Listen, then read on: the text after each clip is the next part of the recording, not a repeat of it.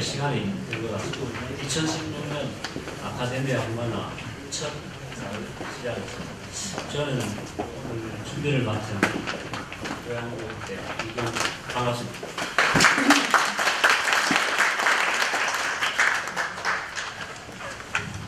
오늘 준비된 강연이 상당히 딱딱하고 무거운 것 같습니다. 왜냐하면 주제가 키워드가 쇠입니다. 쇠. 제목은 뭐 그럴듯하게 개장간의 유혹이라고 해놨는데 내용은 결국 쇠 같습니다. 그래서 이 무겁고 좀 딱딱한 거를 부드럽게 사전에 좀 풀어야 되겠다 싶어서 음악을 굉장히 부드럽고 경쾌한 거로 준비를 한 것 같습니다. 작품이 그 프리드리히 핸델의 뭐 한국말로 보니까 트럼펫 조곡이다 이렇게 되어 있습니다. 그런데 제가 인터넷에 찾아보니까 무슨 스윗 인 D 메이저 포 트럼펫 이렇게 되어 있습니다. 제가 거의 어릴 때부터 음악의 절대 음치라서 사실 무슨 말인지 잘 모르겠습니다. 그런데 그 옆에 보니까 수상음악 이렇게 되어 있었죠. 수상음악. 근데 뭐 원어로 영어로 보니까 뭐 원어 더 부드럽게 하면 워러 뮤직 그리고 독일말로 바사 뮤직이 되는데 제가 느끼는 그냥 물음악이다. 물.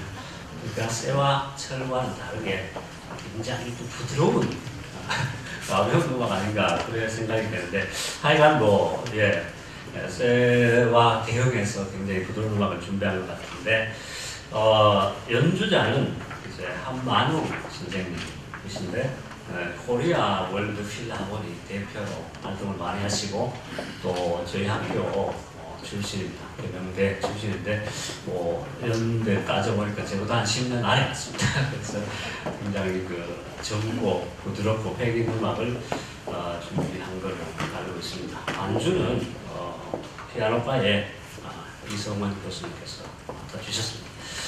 두 분 연주 반주자 큰 박수로 환영해 주시기 바랍니다.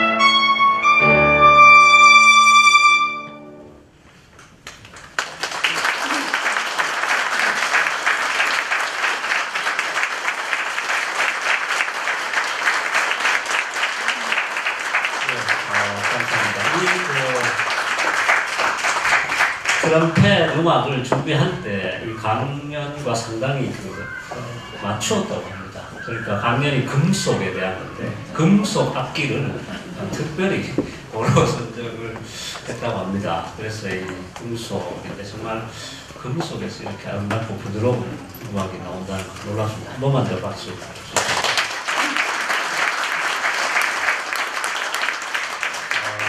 회장님 나오셔서 오랜만에 뵙습니다. 인사 말씀드리고 강연 소개해드리겠습니다.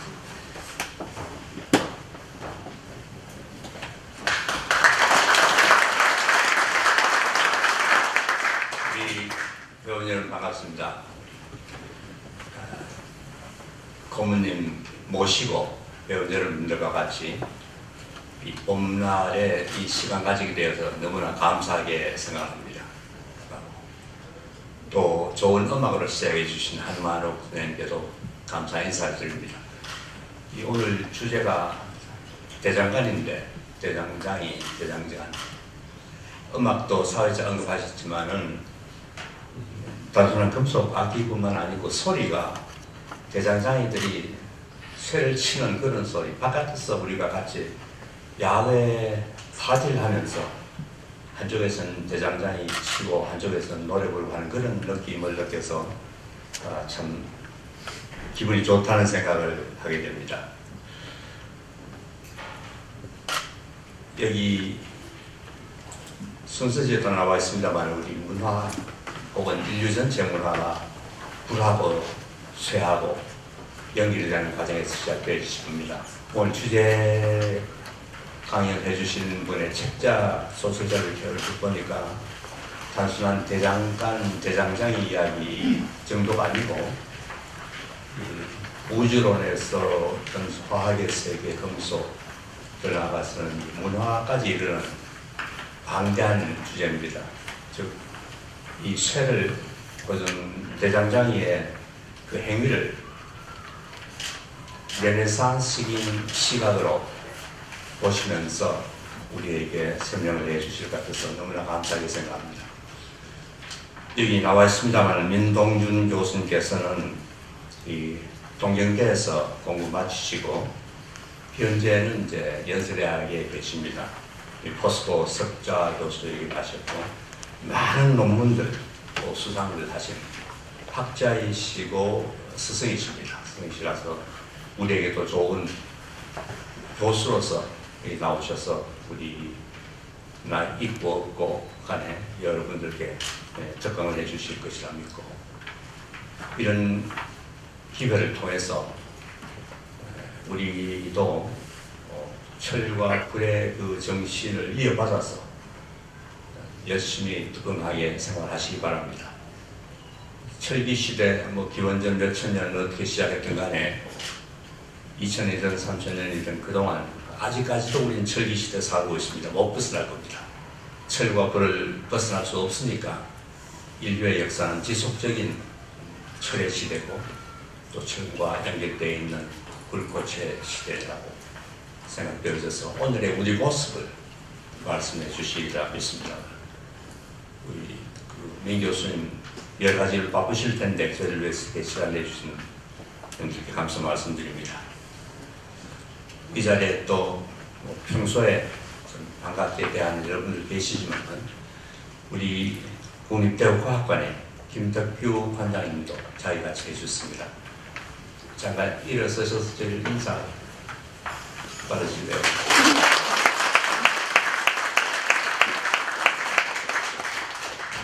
바로만 저희를 특강으로 모신 민 교수님의 강의 저희들이 듣도록 하겠습니다. 큰 박수를 맞아주십니다.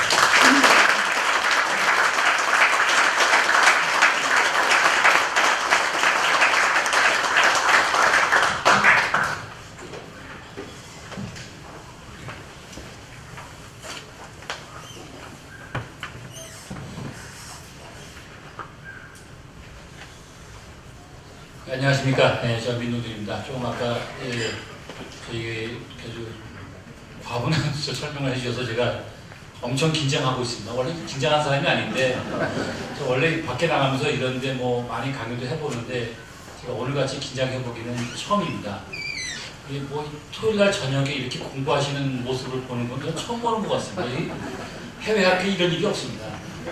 다 또 이때쯤 되면 보통 다 들로 산으로 이렇게 좀 가시고 이렇게 소주 한 잔 드시고 산에 내려오셔서 빈대떡 드실 시간이신데 엄청난 열공하시는 모습을 보니까 제가 이 공부하는 사람으로 대단히 부끄럽게 생각하고 앞으로 저도 이제 돌아가면 다시 토요일에 공부하도록 하겠습니다.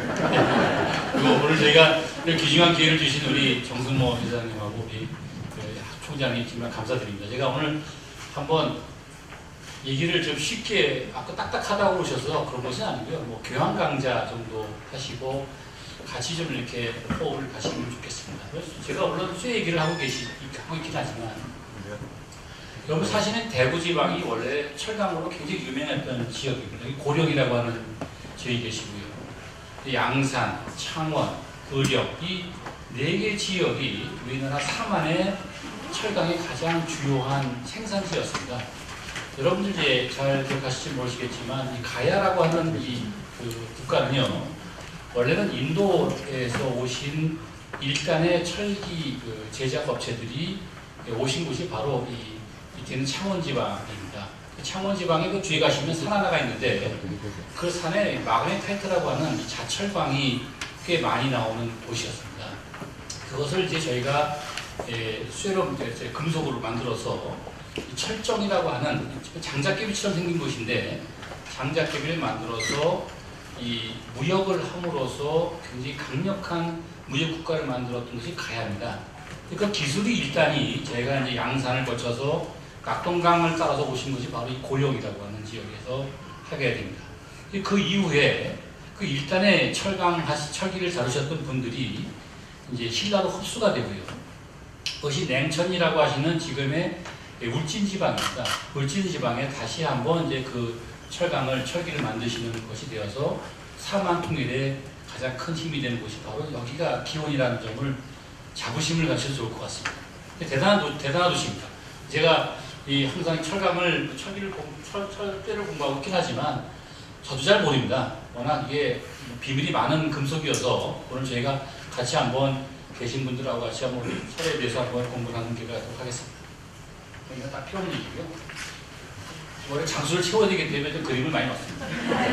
먼저 제가 이 인류 금속을 제가 쇠라는 것을 말씀드리기 전에 저희가 소재라고 하는 것을 먼저 좀 같이 공유하고 호흡을 같이 하시는 것으로 갔으면 좋겠습니다. 여기 보시는 것은 인류라고 하시는 우리 호모 사피엔스라고 하는 이 인류 종이 있습니다. 이 종은 특이하게도 종이 하나입니다. 유전자가 딱 한 개밖에 없습니다. 이렇게 종이 하나밖에 없는 건 두 개가 있는데 하나가 은행나무입니다. 은행나무는 전 세계에 있는 은행나무는 종이 하나입니다. 원래 은행은 이제 고대 시대 때 저희가 이제 아주 한 4억 년쯤 정도 있었던 신문인데요. 굉장히 28개의 종이 있었지만 무슨 이유인지 모르겠지만 단 하나의 은행나무만이 살아있습니다. 여러분이 보시는 은행나무는 일본의 동경대학에 있는 은행나무나 다 똑같습니다.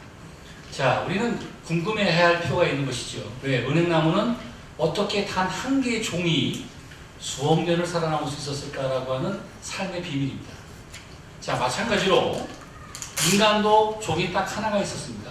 지금 뭐 종이 굉장히 많았지요. 뭐 네안데르탈도 있었고 여러 가지 형태의 원인들이 존재했지만 현재 우리가 여러분과 저는 사실은 종이 하나입니다. 딱 하나의 종으로 되어 있고요. 하지만 여러분이 살고 계시는 우리 사피엔스가 살아가는 그 삶의 비밀을 조금 같이 좀 생각해 보시면 좀 재밌는 게 몇 가지 있을 것 같아서 오늘 소개해 드리고자 합니다. 저희가 뭐 인간이라고 하시는 것이 이제 인류라고 하시는 것이 뭐 수의학인데 갑자기 저렇게 어려운 얘기 하시나 그러신 것은 아니고요. 가장 인간이 두려워하는 것이 무엇인가라고 하는 겁니다. 그것은 자연과 시간이라는 겁니다. 그러니까 자연이라고 하시는 것은 여기 보시는 것처럼 굉장히 우리가 이해하기 어려운 것들이 많이 있고요. 현재도 마찬가지 어려움이 많이 있다고 생각을 합니다. 그리고 또 한 가지 저희가 그 자연으로부터 저희가 에너지도 얻어야 되고 또 삶의 의식주의에 관계된 식량도 얻어야 되고 또 추위에 대해서 굉장히 자연으로부터 저희가 안전해야 된다라고 하는 이 생각이 끊임없이 인간의 뇌를 발전시키는 중요한 이 두려움이 바로 우리 발전의 이 사피엔스의 진화의 힘이라고 생각할 수 있습니다. 자, 지금도 여전히 우리는 계속 뭔가를 새로운 걸 만들고 싶어 하시죠. 만들고 뭔가를 계속 끊임없이 궁리를 하고 하는 것은 바로 이와 같은 자연에 대한 두려움을 해소하는 과정이라고 보셔도 좋을 것 같습니다. 이 철기도 바로 이와 같은 자연에 대한 두려움을 해소하는 데 굉장히 중요한 역할을 하고 있다는 점이 기본적인 포인트라고 말씀드릴 수 있을 것 같습니다. 두 번째, 저희가 여기 있는 것인데 시간에 대한 두려움입니다. 기본적으로 저희가 두 가지 형태의 인간은 두 가지 형태로 시간의 두려움을 잊고자 합니다. 첫째 하나는 이 계명되게 확실한 기독교 대학으로 제가 알고 있는데요. 연세대학교도 물론 마찬가지고요. 바로 시간의 독립적인 존재 하나에 대한 믿음입니다. 바로 우리가 있는 하나님이시죠. 하나님에 대해서 우리가 어떤 시간에 아주 초월적인 존재를 두시고 그분과 나의 관계를 하나의 기도라든가 성령이라든가 이런 여러 가지 방식을 통해서 일체화함으로써 저희가 하나님 시간의 독립적인 초월적인 존재의 품에 안김으로써 우리가 시간으로부터 두려움을 해소할 때 이것이 가장 중요한 영성의 중요한 부분이라고 할 수 있습니다. 그런데 시간의 두려움을 해소하는 또 하나의 방법이 있습니다. 그건 동양적인 방법인데 그것은 바로 제사입니다. 저희가 각 세대별로 끊임없이 선조와 나를 연결하죠. 그것이 바로 제사입니다. 1년에 한 서너 분씩 모셔다가 시사 대접하시고 그분이 가시고 나면 우리의 관계가 과거와 나를 끊임없이 제사라는 방식으로 내가 시간의 흐름에 어떠한 지점이 있다는 것을 확인하는 과정입니다. 시간은 흐르는 것이고 흐르는 과정에 내가 어느 한 점이 있다는 것을 바로 이 제사라는 과정과 가족이라는 관계로 저희 관계를 확인하는 것이죠. 자, 인간은 두 가지 두려움이 있습니다. 하나는 시간이고 하나는 자연이었던 것이죠. 그것을 극복하기 위해서 이와 같은 재료, 정보, 진화라고 하는 방법을 가지시고 이 두 가지에 대해서 강력하게 인간은 여기에 대해서 적응을 하려고 한다는 점입니다. 먼저 여기 보시는 정보입니다. 정보라고 하시는 것은 우리가 뭐 인터넷에 뒤지고 그런 이 정보를 말씀드리는 것이 아니라 인간은 인공지능과 다르게 추론이라는 걸 합니다. 추론이라고 하는 것은 패터닝을 하죠. 여러분들께서 눈을 보시지만 여러분이 수평으로 보실 때와 수직으로 보실 때와는 거리감이 다르십니다. 여러분께서 고층에 올라가셔서 똑같은 100m 거리를 보시는 거고 수평에서 100m를 보시게 되면 수평의 경우에는 거리 차이, 그 크기 차이가 별로 안 납니다. 그러나 수직으로 보시게 되면 아주 작아 보이게 되죠. 그래서 어떤 분이든 간에 인간들은 고소에 대해서는 아주 두려움을 느끼게 진화가 되어 있는 것입니다. 그 이유는 바로 인간이 생존하기 위해서는 수평 부분에 있어서의 먹이와 자기의 위험한 존재들에 대한 파악을 굉장히 빨리 하도록 이 눈을 진화시켰다는 겁니다. 이런 진화를 통해서 우리는 끊임없이 정보를 조작하고 그것을 진화를 함으로써 우리 인간이 끊임없이 만들어가는데 바로 이 인간의 정보를 저장하고 정보를 만들고 하는 그 기억의 것을 바로 여기 보시면 소재가 하게 되는 것입니다. 여러분들 곰곰이 생각해 보시면 주변에 계시는 에너지는 모두 석유, 금속 모두 다 주변에 있는 하나의 소재 형태로서 저장이 되고 나가고 태워서 에너지를 얻게 되신다는 점을 보시게 되면 이 소재라고 하시는 것이 굉장히 중요한 하나의 역할이 된다고 볼 수가 있는 것이죠. 자, 이거에 대해서 다치바나 다카시라고 하시는 일본의 동경대 아주 나오신 인문학과 나오신 저수가긴 하지요. 유명한 책이 있습니다. 동경대는 바보가 되었는가 라고 하는 책입니다. 우리나라 번역본도 나와 있는 책입니다. 이 책은 이런 얘기를 합니다. 과연 우리가 가르치고 있는 이 생각이 과연 젊은이들한테 유효할 것인가? 유효하지 않다라는 것이 바로 다치바나 다카시의 이야기입니다. 그러면서 하나의 이야기를 하게 됩니다. 바로 변화죠.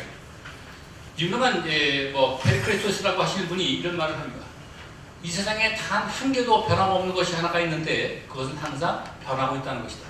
라고 하는 유명한 이 변화의 본질을 얘기하고 계신데 그 변화는 이와 같은 세 가지 형태로 나눠지게 됩니다. 하나는 경험혁명입니다. 좀 이따 말씀드리죠. 저희가 몇 가지 이 사피엔스가 우리가 지금까지 여기까지 온 과정에 있었던 경험을 어떻게 축적하고 어떻게 로직화했는지를 한번 설명드리고자 합니다. 여기 있는 이 경험이라고 하시는 것을 하나의 목적적인 지향적으로 적용을 합니다. 우리가 흔히 우리 여기 뭐 여성분도 많이 계시고 뭐 요리하시는 분도 여러분들과 마찬가지겠지만 자기의 어떤 경험치를 가지시고 그것을 여러 가지 형태로 여러 가지 변형을 해서 새로운 많은 것을 만들어내는 여가가 되는 것이죠. 문제는 이 경험이라고 하는 것을 다음 세대에 넘겨줄 때에 우리는 많은 시간이 필요하다는 점입니다. 바로 도제 교육이죠. 옛날에 뭐 얼마나 두들겨 맞고 공부를 했겠습니까? 그죠? 그 많은 그 경험이라고 하는 것을 다음 세대에 넘겨주는 데에 굉장히 선택적인 것이 필요했기 때문에 그것을 일거에 한 것이 바로 사이언스입니다. 사이언스는 수많은 케이스를 하나의 패턴화를 합니다. 그 패터닝을 하는 데 중요한 것이 바로 수학이죠. 수학은 아름다운 어망입니다. 그런데 우리는 수학을 어떻게 가르치고 있느냐 하면 굉장히 어려운 거라고 이미 인식을 시켜놓고 수학을 잘하는 놈이 특별한 놈이라고 얘기를 합니다. 그러나 국어를 잘하는 거나 영어를 잘하는 거나 수학을 잘하는 것은 모두 같은 이야기입니다. 수학은 자연과의 대화의 방식이 있기 때문입니다. 이것을 과학이라고 하는 수학이 뉴턴이라는 역학을 통해서 내 앞에 다가오게 됩니다. 그것이 바로 여기 보시는 과학이 되는 것이죠. 이와 같은 것이 바로 우리한테 새로운 형태로 그 복잡해 다달해 보이는 자연현상이 몇 가지 수학 방식을 통해서 공식화가 되고 패턴화가 된 겁니다. 그래서 우리는 로직이라고 합니다. 따라서 현재 우리 로직학에서는 논리학에는 모두 대칭이라는 구조가 있지요. 우리가 똑같은 것을 반복해서 무한히 반복해서 대치할 수 있는 방법을 우리가 결정학이라고 하는 방법도 쓰기도 하고 하나의 대칭학이라고 하는데 그것은 모두 14가지밖에 없습니다. 여러분께서 혹시나 스페인의 아랑부라 해궁전에 가시게 되면 굉장히 아름다운 궁전이지요. 거기에 숨은 비밀이 하나가 있습니다. 벽면에 보시는 장식에서 모두 대칭 구조를 만들어낼 수 있는 14가지 방식이 다 있습니다. 들어가시면서부터 좌우 대칭, 대각선 대칭 등등 해서 그 14가지를 찾아보시는 것도 굉장히 자연의 비밀인 거죠. 이것이 바로 아랍 수학의 대칭이라고 하는 아름다운 자연의 패터닝의 방식을 한 겁니다. 자연은 모두 14가지밖에 대칭 구조를 할 수가 없습니다. 이 대칭 구조라는 것이 저희들 소재를 공부하는 사람한테는 결정 구조라고 하지요. 자, 마지막에 있는 것은 바로 이 산업혁명입니다. 산업혁명은 이 사이언스라고 하시는 것을 아주 목적지향적으로 써서 드디어 공학이라는 이름을 만들었습니다. 프란시스 베이컨이 이런 말을 했습니다. 공학이 뭔가요? 라고 물었더니 이런 말을 합니다. 자연의 올바른 이해를 통해서 삶의 구원을 얻는 것 이라는 것으로 공학을 정의했습니다. 자연에 대한 올바른 이해를 통해서 삶의 구원을 얻는 것. 아주 굉장히 좋은 랭귀지를 만들어준 것이죠. 자, 이 공학이라고 하는 것이 통해서 우리 드디어 엔진이라는 것을 만들고 인간의 생물학적 에너지를 쓰지 않고 자연에서 에너지를 얻어서 엔진이라는 걸 만들어서 여러분이 쓰시는 자동차, 기계 뭐 다 만들어내는 겁니다.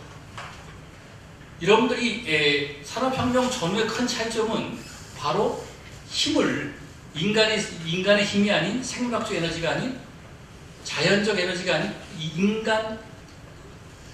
인공적인 에너지를 썼다는 뜻입니다. 거기서 우리는 엄청난 에너지를 얻게 되고 그 에너지는 바로 온도라는 것으로 나타나게 됩니다. 여러분들 그 당시에 핸들링할 수 있는 온도는 600도 정도입니다. 지금 우리가 핸들링할 수 있는 온도는 약 3700도까지 핸들링하고 있습니다. 아주 자연스럽게 얻어내는 것이죠. 자, 온도가 올라갔다는 이야기는 내가 할 수 있는 게 굉장히 많아졌다는 것을 의미하게 됩니다. 여러분들 곧 그것을 아시게 됩니다. 자, 먼저 우리 인간이 살아남은 것 중에 하나 호모 사피엔스 얘기를 좀 해드릴까 합니다. 몇 주에 얘기하다가 갑자기 하시냐고 말씀드리게 되면 근본은 이런 겁니다. 빙하기 후기에 굉장히 이 지구는 추웠습니다. 비록 뭐 스페인까지 정도가 얼음을 얻었던 정도고요. 대략 뉴욕에 있는 센트럴 파크까지가 거의 얼음이었다고 생각하시면 됩니다.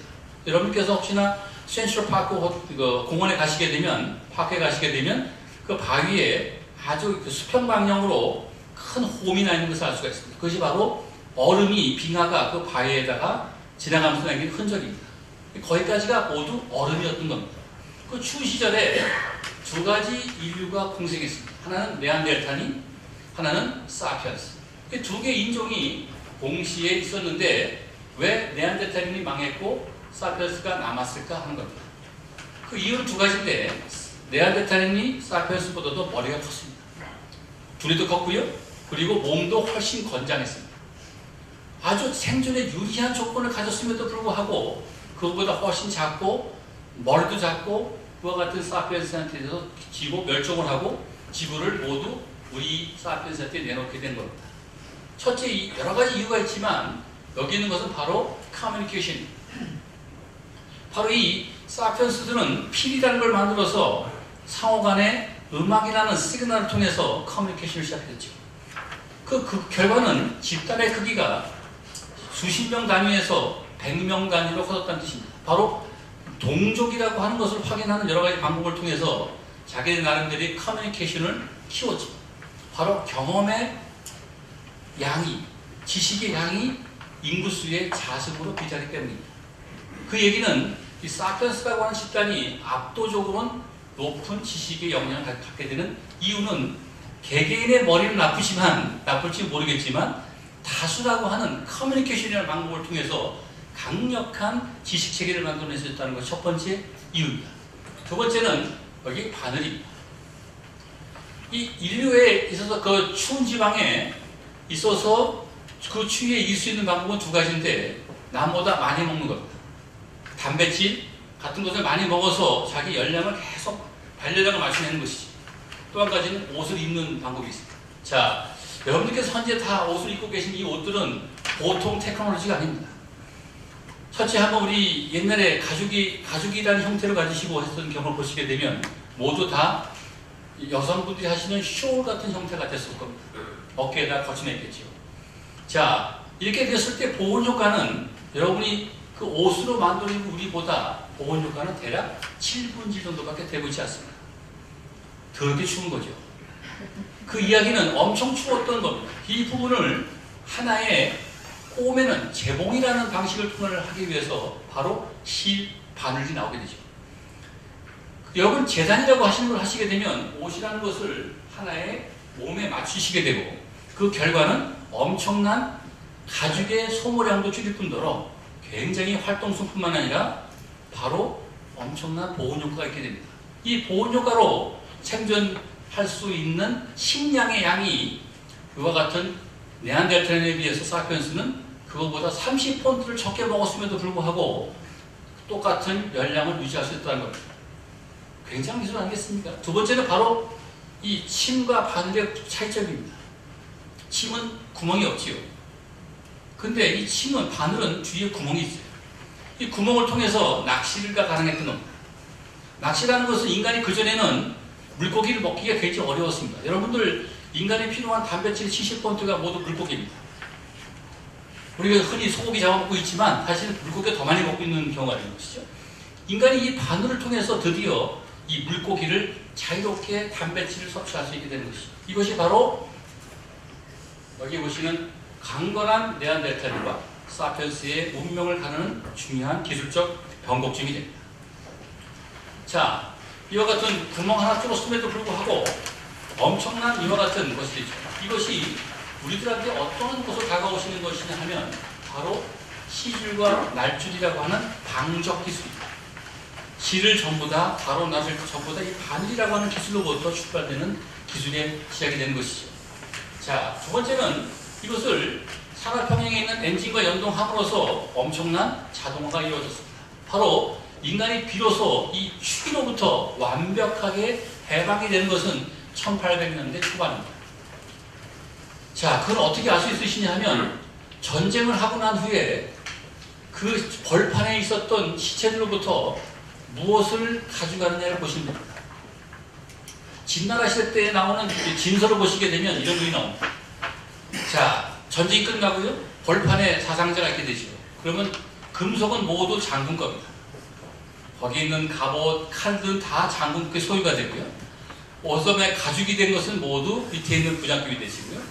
그 다음에 가난한 자들은 옷을 벗기게 됩니다. 왜? 옷감이 엄청 귀하기 때문입니다. 자, 그것을 일거에 해결한 것이 바로 여기 있는 강직이라고 하는 이와 같은 기술을 통해서 우리가 드디어 이 자연이라고 하는 목화로부터 많은 옷감을 얻게 되는 것입니다. 여러분들에게 수수께끼 신랐을 때 얼마나 추웠겠어요? 정말 더럽게 추웠을 것 같지 않습니까? 그때 그 사람들은 어떻게 옷을 입고 다녔을까라고 하는 거예요. 가죽 옷이라고 엄청 비싸서 아무나 입지 못하죠. 그죠? 그때 입었던 것은 바로 종이와 바로 배입니다. 배에다가 종이를 붙이죠. 또 배를 대고 종이 붙이고 계속 여러 겹을 하시게 되면 지금 있는 소위 여러분 드시는 그 고아텍스와 같은 아주 굉장히 좋은 가볍고 좋은 옷이 됩니다. 그것이 바로 그 당시 입었던 옷들입니다. 이 여러 가지 인간에 있는 기술들을 가지시고 우리가 있는 새로운 기술들을 하게 됩니다. 두 번째 석회석입니다. 이 석회석은 바닷물에 굉장히 많았고요. 한 20억 년 전에는 바닷물에 많았는데 광합성이라는 것이 시작되면서부터 CO2가 모두 점점 산소가 많아지게 됩니다. 이때에 바다에 녹아있던 칼슘은 모두 이 공기 중에 있는 CO2와 반응을 해서 여러분이 보시는 석회석이 됐습니다. 그 석회석의 일부가 이와 같이 단결정이 되시면 투명한 렌즈가 되죠. 그 렌즈를 바로 눈에다가 장착을 했습니다. 이것이 바로 삽엽충입니다. 삽엽충은 지금까지 우리같이 명료한 영상을 보는 건 아니지만 밝고 어두운 정도는 확인할 수 있었다고 합니다. 바로 보는 자와 보지 못하는 자의 운명이죠. 이후로 삽엽충은 이와 같은 밝기에 대한 감지를 통해서 5억 년 동안 생존할 수 있었습니다. 삶이라는 것은 이와 같은 새로운 하나의 기능을 추가함으로써 그 영생의 길로 들어갈 수 있는 그런 길도 되는 것이죠.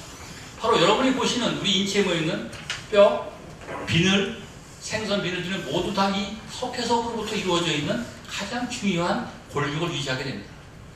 자, 우리가 갖고 있는 이것은 모두 다 지구에 활동되는 이와 같은 것이고 이것이 모두 철강과 깊은 관계가 있게 됩니다. 세 번째 이야기는 용기의 이야기입니다. 인간이 떠나 살아갈 수 있는 가장 중요한 것은 바로 식량이죠. 자, 옛날에 이 채취 시대 때 식량을 가지시고 그 인구가 늘어나지 않습니다. 왜? 식량량이 정해져 있고 여성분들이 임신을 하시고 양육을 하기 위해서는 상당한 양의 동물성 단백질이 필요합니다. 약 26개 아미노산 중 약 3개는 동물이 아니고서는 만들어지지 않는 아미노산입니다. 따라서 인간이 번식을 한다는 것은 상당한 동물성 단백질이 필요하게 된 것이죠. 인구는 그렇게 늘지 않았습니다. 그런데 기원전 10만 년 전에 지구상의 인구는 약 10만 명밖에 없었습니다.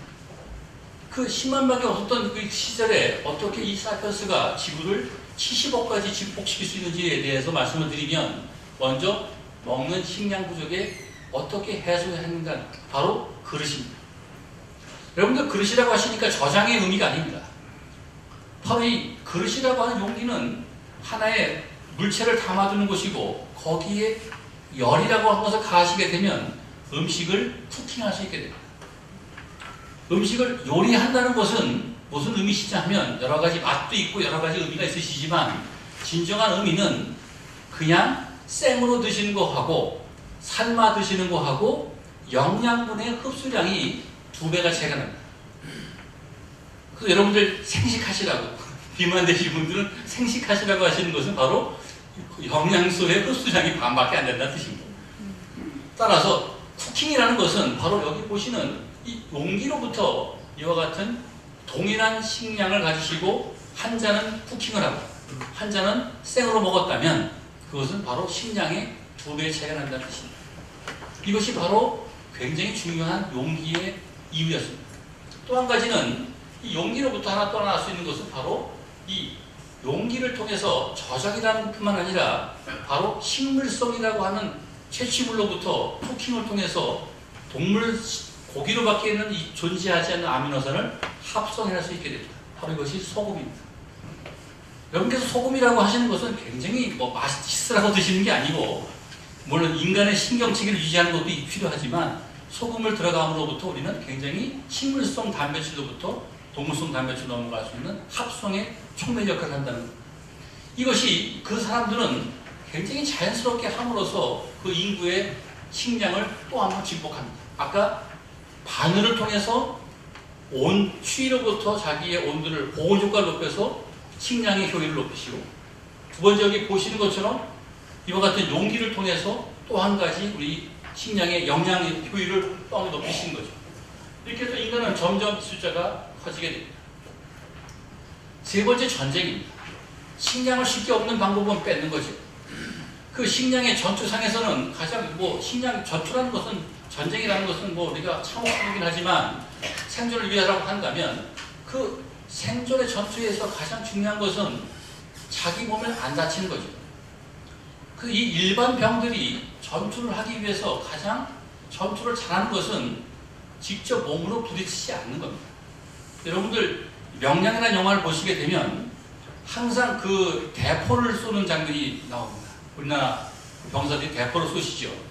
쏘는 이유는 그 당시 우리나라의 병사들은 그렇게 개인 전투력이 흔히 안 됐다고 합니다. 그냥 대포를 쏴서 멀리서 이격하라고 하는데, 멀리서 이격 타격을 하는 방법은 이제 뭔가 대포밖에 없던 것이죠. 그 방법 중에 있는 이 승리의 요인은 바로 무기의 효율성입니다. 자, 우리가 전투를 한다고 생각하시게 되면 먼저 때리죠. 자, 한 방 맞고 죽는 사람 별로 많지 않습니다. 죄송합니다. 이거 말이 거칠지만, 그렇게 이와 같은 타격 방식에서 검이라고 하는 이 소위 찌르는 방식이죠. 검이고요. 도라는 방식은 배입니다.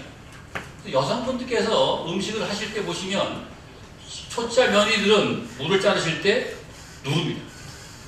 그러신데 노련하신 분들은 배지. 두부를 자르는 거 보면 금방 알 수 있거든요. 이 도라는 것을까지 오시고, 그 다음에 행청력에 대한 대학가 나오시고, 그 이후에 우리는 원격제라고 하는 이제 미사일을 만들게 됩니다. 결과적으로 이와 같은 이 금속이라고 하는 것을 통해서 무기가 점점 진화함에 따라서 살상력이 거의 100배씩 증가하는 것을 알 수가 되는 것이죠. 자, 검을 가진 자와 몽둥이 가진 자의 전투가 있었습니다. 바로 히드리아누스라고 하는 로마 황제가 이 지금에 있는 하일랜드, 스코틀랜드 지방에 가서 전투를 합니다. 그때에 이 로마 병사는 약 25,000명이었고, 히드리아누스에 있는 이 하일랜드에 있는 스코틀랜드는 약 3만 명 정도였습니다. 두 개가 벌판에서 마주보았죠. 유명한 실화입니다. 놓으시고 전투가 벌었습니다. 반나절 사이에 이 스코틀랜드 장정 27,000명이 반나절에 다 죽었습니다. 그리고 로마인들은 37명이 죽었습니다. 이 말도 안 되는 전투의 그 이면에는 바로 몽둥이와 철기라고 하는 강력한 무기의 차이가 여기 있게 되는 것이죠. 그 이후로 스코틀랜드는 27,000명이라고 하는 젊은 친구가 죽어버리는 바람에 그 인구를 다시 회복하는데 40년이 걸리게 됩니다. 제가 말씀드리고 시작한 핵심 요지는, 저희가 이와 같은 이 무기의 발달주에는 여기 보시는 재료 역학, 재료 가공 기술, 압력과 온도라고 하는 이와 같은 우리의 기술들이 여기에부터 출발을 하게 되는 것이죠. 여러분이 향유하시는 이 모든 주변에 계시는 그 모든 것들은 이와 같은 역학, 가공, 압력과 온도로부터 자유롭지 않습니다. 자, 우리는 이것으로부터 두 번째 삶의 공간을 말씀을 드립니다. 우리가 가장 여러분이 즐기시는 이 모든 공간은 이렇습니다. 건축과 토목이라고 하시는 것은 이런 의미입니다. 형태와 공간을 결정하는 학문입니다. 공간을 어떻게 구성할 것인가라고 하시는 것이 바로 중요한 건축이죠.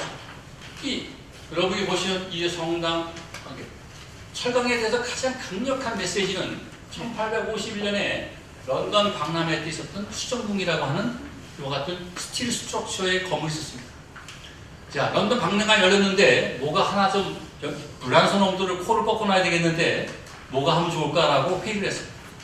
했더니 그 팩스턴이라고 하는 사람이 쇠로 집을 짓자 해서 바로 그 공원에 엄청난 스틸 스트럭처 건물을 떴습니다.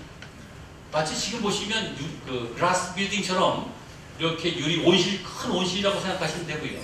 그 안쪽에 온갖 놈을 이제 저희가 전시하는 이런 공간을 갖게 된 거죠. 되게 혁명적인 공간이었다고 합니다. 그 이유는 비로소 금속을 가지고 쇠라는 걸 가지고 집을 짓게 된 것이 그 구조는 굉장히 컸습니다. 그 이후로 바로 이와 같은 강구조물이라고 하는 석자가 나오시게 되고 드디어 인간은 층수로서는 15층을 극복하는 데 가능해졌습니다. 이 높이의 차이는 지금 보시는 이와 같은 어마어마한 약 500m 해당하는 600m 정도에 해당하는 구조물을 만드는데 큰 힘이 되는 것이죠. 인간은 현재 도전하는 것은 원마일 빌딩입니다. 높이가 1600m짜리 빌딩을 짓는 것이 가장 인기의 기술로 알려져 있습니다. 아마 할 수 있을 것 같습니다. 물론 되게 비싸겠지만 이런 것이 주로 하나의 제가 있는 것이고 그것이 바로 이 공간이라고 하는 것을 제어하는 것이 바로 조선, 건축, 자동차, 토목이 모두 다 여기에서 나오는 얘기들이 됩니다. 자, 이제 철의 얘기를 좀 해드릴까 합니다. 자, 소재라고 하시는 것은 저희가 삶의 구원의 방식이 아니면 우리가 그다지 공부할 필요가 없습니다. 그 다 쓸데없는 지식이기 때문에 그렇습니다. 자연에 대해 이해도 중요하지만 공돌이는 항상 이것이 얼마만큼 삶에 도움이 될 것인가라고 하는 것을 머리에 담고 있는 그런 인간들이기 때문에 아주 단순합니다. 그 돈을 못 법니다. 돈은 항상 경영학과가 벌고요. 그래서 공돌이는 그 돈을 떼지게 해야 되는데 먼저 철에 대한 한자부터 좀 공부하고 가겠습니다. 여기 보시면 세 개의 한자가 이렇게 되시는데 일반적으로 보시는 쇠자는 철자는 이자가 통상적으로 사용되는 한자가 물론 일본식 약자는 이 끝에 변이 실자라고 하시는 걸로 약자가 되긴 하지만 이와 같은 한자가 철자로 되어 있습니다. 하지만 실제로 고대로 가시게 되면 이와 같은 한자가 나오게 됩니다. 이것이 실제로 중국의 옥회에도 나오는 철자의 오리지널 철자입니다. 근데 더 춘추 좌선이가 보시게 되면 이와 같은 미묘한 한자가 나오게 됩니다. 바로 쇠금변에 악자를 쓴 거죠. 그래서 이것은 철자라고 있지 않고 오라고 있습니다. 이것은 무슨 뜻이냐 하면 금처럼 연성 말캉말캉하게 늘어나기도 하고 가공이 되긴 되는데 가공이 더럽게 어렵다 이런 뜻입니다. 그래서 아주 나쁜 금속, 다루기가 힘든 금속 이런 의미로 이루어졌던 것이죠. 자, 한편 여기 있는 이 철자는 한자를 보시게 되면 바로 동이라고 하는 이 이족이 만들어내는 금속이야 라고 하는 겁니다. 이것은 두 가지 의미를 갖게 됩니다. 하나는 중국에서 나오는 철강은 두 가지 방식으로 만들게 됩니다. 하나는 천산 북로 방식과 천산 남로 방식이 있습니다. 북로 방식은 히타이트 쪽으로 출발해서 주로 단조 방식에 해당하는 방식입니다. 단조라고 하는 것은 골프채를 보시게 되면 단조 골프채가 비싸죠. 아, 골프 안 치시나 보다. 죄송합니다. 이거 단조라고 해서 두들겨서 모양을 만드는 방식을 단조라고 하고요. 주조는 녹은 것을 틀에 부어서 만드는 걸 주조라고 합니다. 이 두 가지 방식이 있는데 중국은 주로 주조 방식을 선호하시게 되고 우리 동이족, 북부여라든가 부여, 고부여 이 3조 계통에 있는 친구들은 주로 단조라는 방식을 쓰게 됩니다. 이때에 바로 이 북부여가 만들었던 스틸이 굉장히 고급이어서 중국이 많이 수입을 하게 됩니다. 바로 여기 보시는 이 한자가 바로 만주 지방에 만들었던 지금 있는 안산 지방이라고 하는 지금 중국의 안산 지방이라고 하는 것이 바로 이 고주몽이가 이 나라를 세웠던 그 산이기도 합니다. 그 지방에 나오는 철이 모두 다 이렇게 된 철이라고 해서 일반 철과 특별하게 구별되는 하나의 상품으로서 이것을 하고 있다는 점을 말씀을 드립니다. 바로 우리가 만드는 철이 바로 이겁니다. 그것이 바로 삼조고의 꿈이라고 합니다. 고구려의 상징이 삼조고죠. 태양에 살고 있는 하나의 새고요. 그 새가 갖고 있었던 가장 강력한 무기가 바로 여기 있는 철기가 됩니다. 자, 우리 이 철기에 대해서 조금 더 우리 자세히 좀 해보겠습니다. 여러분들이 보시는 이 수많은 세상은 그렇게 간단하게 만들어진 것이 아니고 굉장히 신의 뜻이 아니고서는 이해할 수 없는 방식으로 만들어진 것들입니다. 오늘 한번 이 신이 주신 가장 강력한 선물인 철이 어떻게 만들어졌는가를 한번 음미해 보시면 신이 어떤 우리한테 선물 주는지 알게 될 겁니다. 자, 보시죠. 철이 만들어지려고 하면 대략 26번이고요. 양자가 26개고 그 다음에 중성자가 30개가 들어가 있는 화대를 만들어내야 합니다. 이것이 우리가 알고 있는 질량 56의 그리고 알고 계시는 원자번호 26번의 철입니다. 그것이 만들어지려고 하면 우주에서 이와 같은 별들이, 태양 같은 별들이 타다가 연료를 다 소진하고 나시면 부풀어 올라와서 이런 같이 적색 거성이 되고, 이놈이 어느 날 갑자기 뻥 하고 터지게 됩니다. 적절한 사이즈가 안 되시면 외석이 되시고요. 수축하게 되고요. 수축하시게 되면 이 수많은 질량이 아주 좁은 공간에 모이시게 된 다음에 안으로부터 내부 붕괴가 일어나게 됩니다. 내부 붕괴가 났을 때 바로 이것이 초신성이라고 하는 슈퍼노바라는 현상이 생기게 되죠. 별이 하나가 이제 완전히 속된 말로 작살이 나는 그런 순간입니다. 이 정도가 하나 터지시면, 슈퍼노바가 터지시게 되면 지금 우주에 있는 모든 별이 내고 있는 별의 50배 내지 1000배의 밝기로 이 빛이 발하게 됩니다. 현재 우리 몇 개가 가끔 발견되기도 하지요. 이 슈퍼노바가 터질 때에 바로 어마어마한 에너지가 방출하게 되는데, 그 에너지가 바로 그 에너지가 아니고서는, 그 정도의 에너지가 아니고서는 쇠가 만들어지지 않습니다. 따라서 여러분이 쓰시는 철은 우리가 만든 게 아니고요. 바로 우주에서 우연히 있었던 슈퍼노바의 폭발에 파편 덩어리들이 터졌는데, 그것이 쭉 날아와서 태양계에 먼지로 있다가 지들끼리 또 뭉쳐져서 적당한 사이즈가 되셔서 거기서 좀 또 별 하나 두둑에 맞고 복잡하게 돼서 여러분 여기 사고 계신 거예요. 이 확률이 얼마 된다고 생각을 하십니까? 확률은 제로라고 보셔도 좋습니다. 여러분께서는 하나하나가 다 확률 10의 마이너스 187승분지 1의 확률로 살고 계신 겁니다. 이건 복권 정도가 아닙니다. 복권은 87만원짜리니까 별거 아니고요. 어마어마한 확률로 살고 계신 것이고요. 바로 그 지구라는 것은 바로 이 슈퍼노바라고 하는 폭발에 때문에 생기는 파편에 생긴 것이 바로 철입니다. 철을 한번 보시죠. 이것이 여기 있는 것은 원자 종류라고 생각하시면 되고요. 이쪽은 원자가 얼마나 안정한가라고 하는 안정성입니다. 바로 여기 보시게 되면 철이 바로 이 정점이 이렇게 됩니다. 바로 여기 있는 수소들은 모두 아까 말씀 슈퍼노바에 의해서 만들어진 것들은 모두 다 이렇게 폭발돼서 모두 가장 안정한 철이 되어버리고 맙니다. 다시 말씀드리면 철은 타고남은 재입니다. 그런데 그 재 일부가 이 핵분열이라는 방식을 통해서 이와 같이 239, 238 같은 방식으로 남게 되는 것이죠. 따라서 가장 이 철이 안정하기 때문에 우주상에서 가장 많은 금속은, 물론 수소가 제일 많지만 제일 많은 금속은 당연히 철이 제일 많게 됩니다. 이게 무슨 뜻이냐 하면, 철이라고 하는 것은 굉장히 우주의 특별한 특이점에서 생기는 아주 특별한 원소다라고 하시는 것만 여러분이 기억해 주시면 좋을 것 같습니다. 자, 이렇게 해서 우여곡절 끝에 슈퍼노바에 터졌던 먼지 덩어리에 뭉쳐서 쬐끄만 지구가 됐습니다. 지구는 이렇게 생겼고요. 수박 자르듯이 탁 하고 잘라보시게 되면 이렇게 생겼습니다. 마치 골프공의 3피스랑 똑같이 생겼습니다. 가운데 코어가 있고요. 바깥쪽에 리퀴드가 있고, 바깥쪽에 말캉말캉한 게 있고, 바깥쪽에 우리가 말씀드린 땅이라고 하는 맨틀이 있게 됩니다. 우리 골프를 보시게 되면 바깥쪽에 메란이 있고, 아직 코어가 있고, 3피스가 있겠죠. 아마 4피스도 나올 것 같은데, 이 골프장이 있게 됩니다.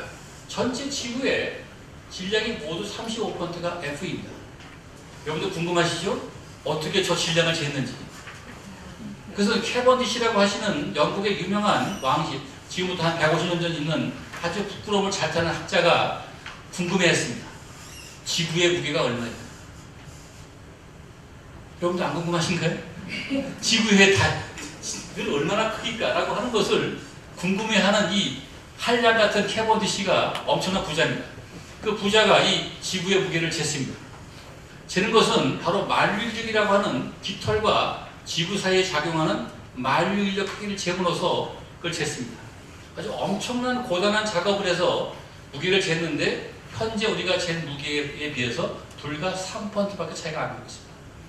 대단한 또라이입니다. 그 사람이 갖고 있는 논문을 읽어보면 정말 귀족이 아니고서는 할 수 없는, 먹고 사는 게 해결되지 않으면 안 되는 그런 아주 대단한 취미생활을 한 사람입니다. 어쨌든 간에 이 사람이 잰 것은 그 지구의 크기와 지구에 있었던 크기와 무게를 서로 비교해 보았더니, 이것이 가운데에 모두 우리가 관찰하고 있는 이 껍데기에 해당하는 흙으로 가시게 되면 무게가 안 맞습니다. 해서 많은 사람이 공부를 해서 이 안쪽에 약 35%의 FE가 모두 다 이것이 이루어졌다는 것을 알게 됐습니다. 자, 해서 전체를 보시면 이와 같은 것이 되고요. 모두 내근 80%가 FE고 외근 80%가 FE고 바깥쪽에는 모두 FE입니다. 따라서 여러분이 땅을 어디 파셔도 반드시 철분은 나오게 되어 있습니다. 그러니까 철이 있다는 것은 그렇게 특별한 게 아니고 그냥 보편타당한 금속이었다라고 하는 겁니다. 자, 이렇게 만들어진 FE는 무슨 짓을 하는지 한번 보시죠. 지구를 하시게 되면 지구는 자전을 합니다. 약 30초 정도 삐딱하게 돌지요. 뱅글뱅글 팽쳐 돌고 있는데 돌게 되시면 가운데 있는 이 고체 코어는 돌지 않고요. 바깥쪽에 있는 리퀴드 페이스가 돌게 됩니다. 다시 말씀드리면 용융 FE가 안쪽에서 회전하게 되는 것이죠. 다행스럽게 이 FE는 자기장을 띠게 되어서 모두 그 자석이 도는 것처럼 돌게 되시고 이 북쪽과 남쪽으로 강력한 자기장을 만들어내게 됩니다. 자, 이 자기장이 어떤 역할을 하시게 되냐? 바로 오로라를 만들게 되죠. 왜 여행 많이 가지 않으십니까? 아프리카인가 무슨 이렇게 젊은 친구들 방송에 보시면 오로라 보러 간다고 아이슬란드 가고 하는 것들이 나오게 되는데 그 오로라가 바로 이와 같은 강력한 자기장이 있는 공기가 여러분들 익사이팅이 돼서 만드는 아름다운 공기의 모습들입니다. 자, 그런데 그것이 있게 되면 어떻게 되는데? 첫째 일, 이 자기장이 없으시면 나침판이 없고요. 두 번째, 자기장이 없으시면 우주로부터 날아오는 방사선이 모두 여러분 몸을 관통하기 시작합니다. 모두 다 매일 엑스레이 맞으신 것 같은 그런 효과가 나시는 것이죠.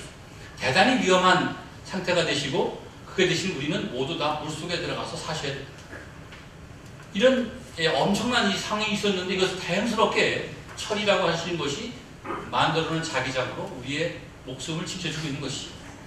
두 번째는 이 지구 안쪽에 있는 이 철분이 회전함에 따라서 철강이 용유체함에 따라서 여기 보시는 것처럼 지구가 모두 다 다이나믹하게 움직이게 됩니다. 이 지구에 있는 판이 움직이는 것을 원래 판기아라고 하는 큰 대륙에서 쪼개짐으로써 생기는 것을 우리가 다이나모 시업이라고 합니다. 다시 말씀드리면 이와 같은 이 지구가 끊임없이 회전시킴으로써 바로 해류라고 하는 엄청난 자연 현상을 만들어내게 됩니다. 여러분들 왜 우리가 기후변화를 두려워하느냐 하면 또 온도가 2도 올라가서 그런 거 아닙니다.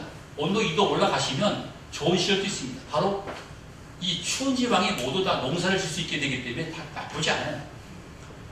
좀 바닷물 올라온다고 그것도 그냥 견딜만 합니다. 또 도망가면 되니까요. 그죠? 문제는 뭐가 문제가 되시냐 하면 온난화가 되셔서 북극과 남극의 얼음이 없어지시면 어떤 문제가 생기냐면 바다에 물의 흐름이 멈춥니다. 물의 흐름이 멈추시면 대구에 지구에 있는 열거이 되지 않기 때문에 생태계가 다 죽습니다.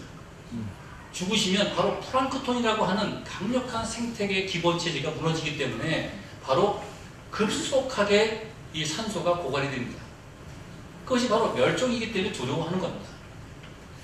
쓸데없는 어떤 일반의 이런 사쿠라 같은 놈들이 나타나가지고 여러분들한테 그게 아니고요. 진짜 두려운 것은 바다가 멈추는 겁니다.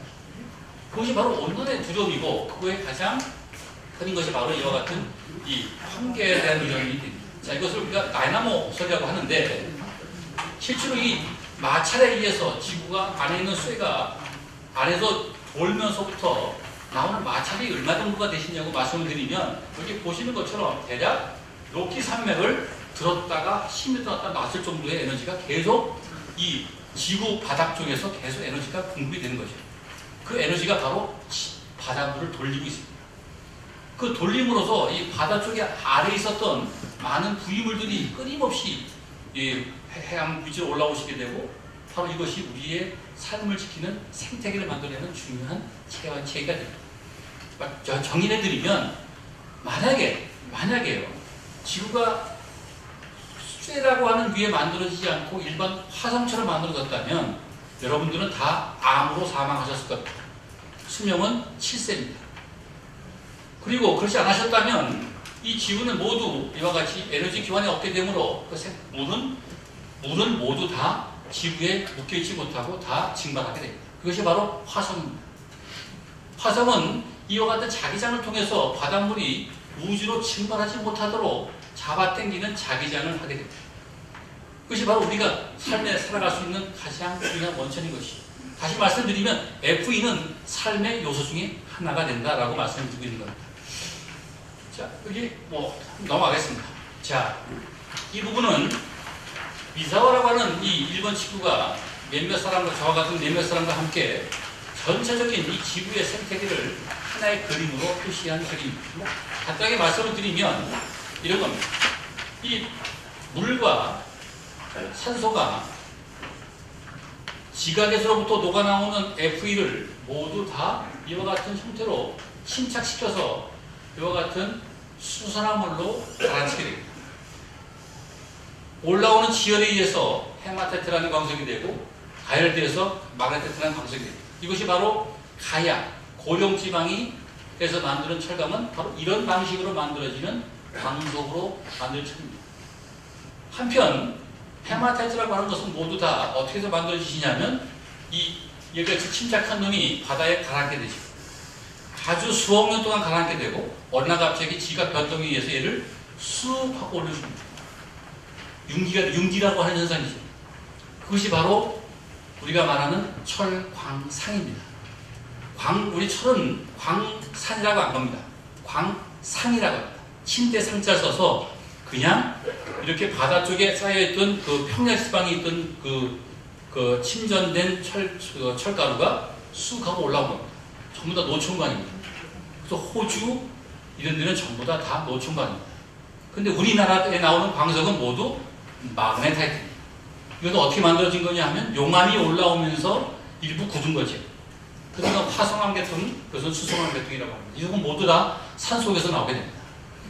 이런 복잡한 과정을 통해서 우리가 현재 수혜를 만들 수 있는 소스는 이와 같이 바닷물에서 생성된 거와 용암으로 생성된 두 가지 형태로 우리가 이 철광석을 만들 수 있다는 것을 알게 되었습니다. 자, 하여튼 쇠가 없으시면 큰일 납니다. 이런 뜻이 됩니다.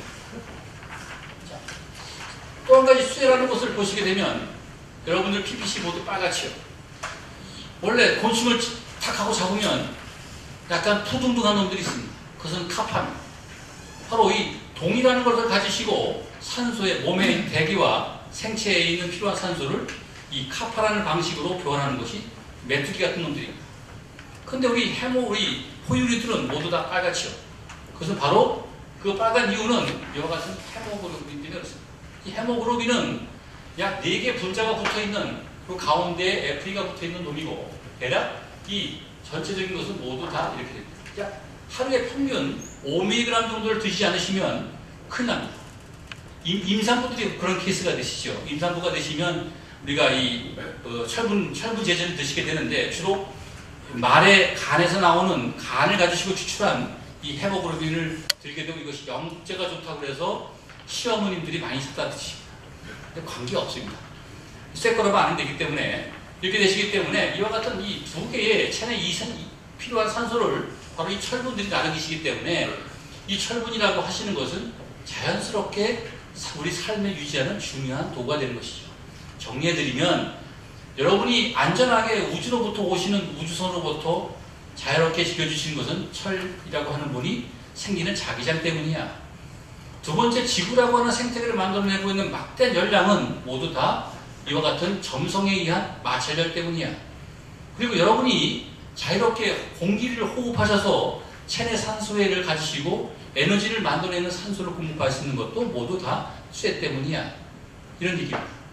자, 그러시면 이와 같이 우리 삶의 가장 근간을 이루고 있는 보호를 해주는 삶의 생존의 요소가 되는 철강이라고 하시는 것은 과연 누가 만들었을까라고 하는 거죠. 그것은 지금부터 이런 비밀이 있다는 것을 말씀을 드리고자 합니다. 먼저 이 철의 비밀입니다. 철이라는 놈은 아주 이상한 놈입니다. 야금학적으로도 공학도 이상한 것은 이런 겁니다. 여기 보시는 것은 그쪽 온도고요. 이쪽은 템창기라고 보시면 됩니다.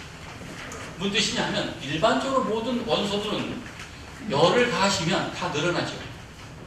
딱 하나가 예외가 있습니다. 호주양. 호주의 양들은 더우면 모입니다. 그리고 추우면 흩어져요. 이상한 새끼들이 하나가 있는데 그런 분들 제외하고 나면 오로지 이 FE만이 보시게 되면 일반적으로 910도까지는 정상적으로 팽창합니다. 온도가 올라가시면 점점 늘어나죠. 그런데 910도부터 되시게 되면 뽀글랑하고 휙 수축합니다. 그리고 다시 팽창했다가 다시 요동온도가 된 다시 확 하고 팽창해버립니다. 비정상적인 이와 같은 이 거동은 딱 한 개만 합니다. FE. 철만 합니다. 다른 놈들은 다 커브가 이렇습니다. 계속 팽창하십니다. 자, 인간이 만든 아주 귀중한 룰 하나가 있는데 바로 엔트로피 법칙이라는 것이 있습니다. 온도가 올라가시면 모든 원소는 난잡해져야 됩니다.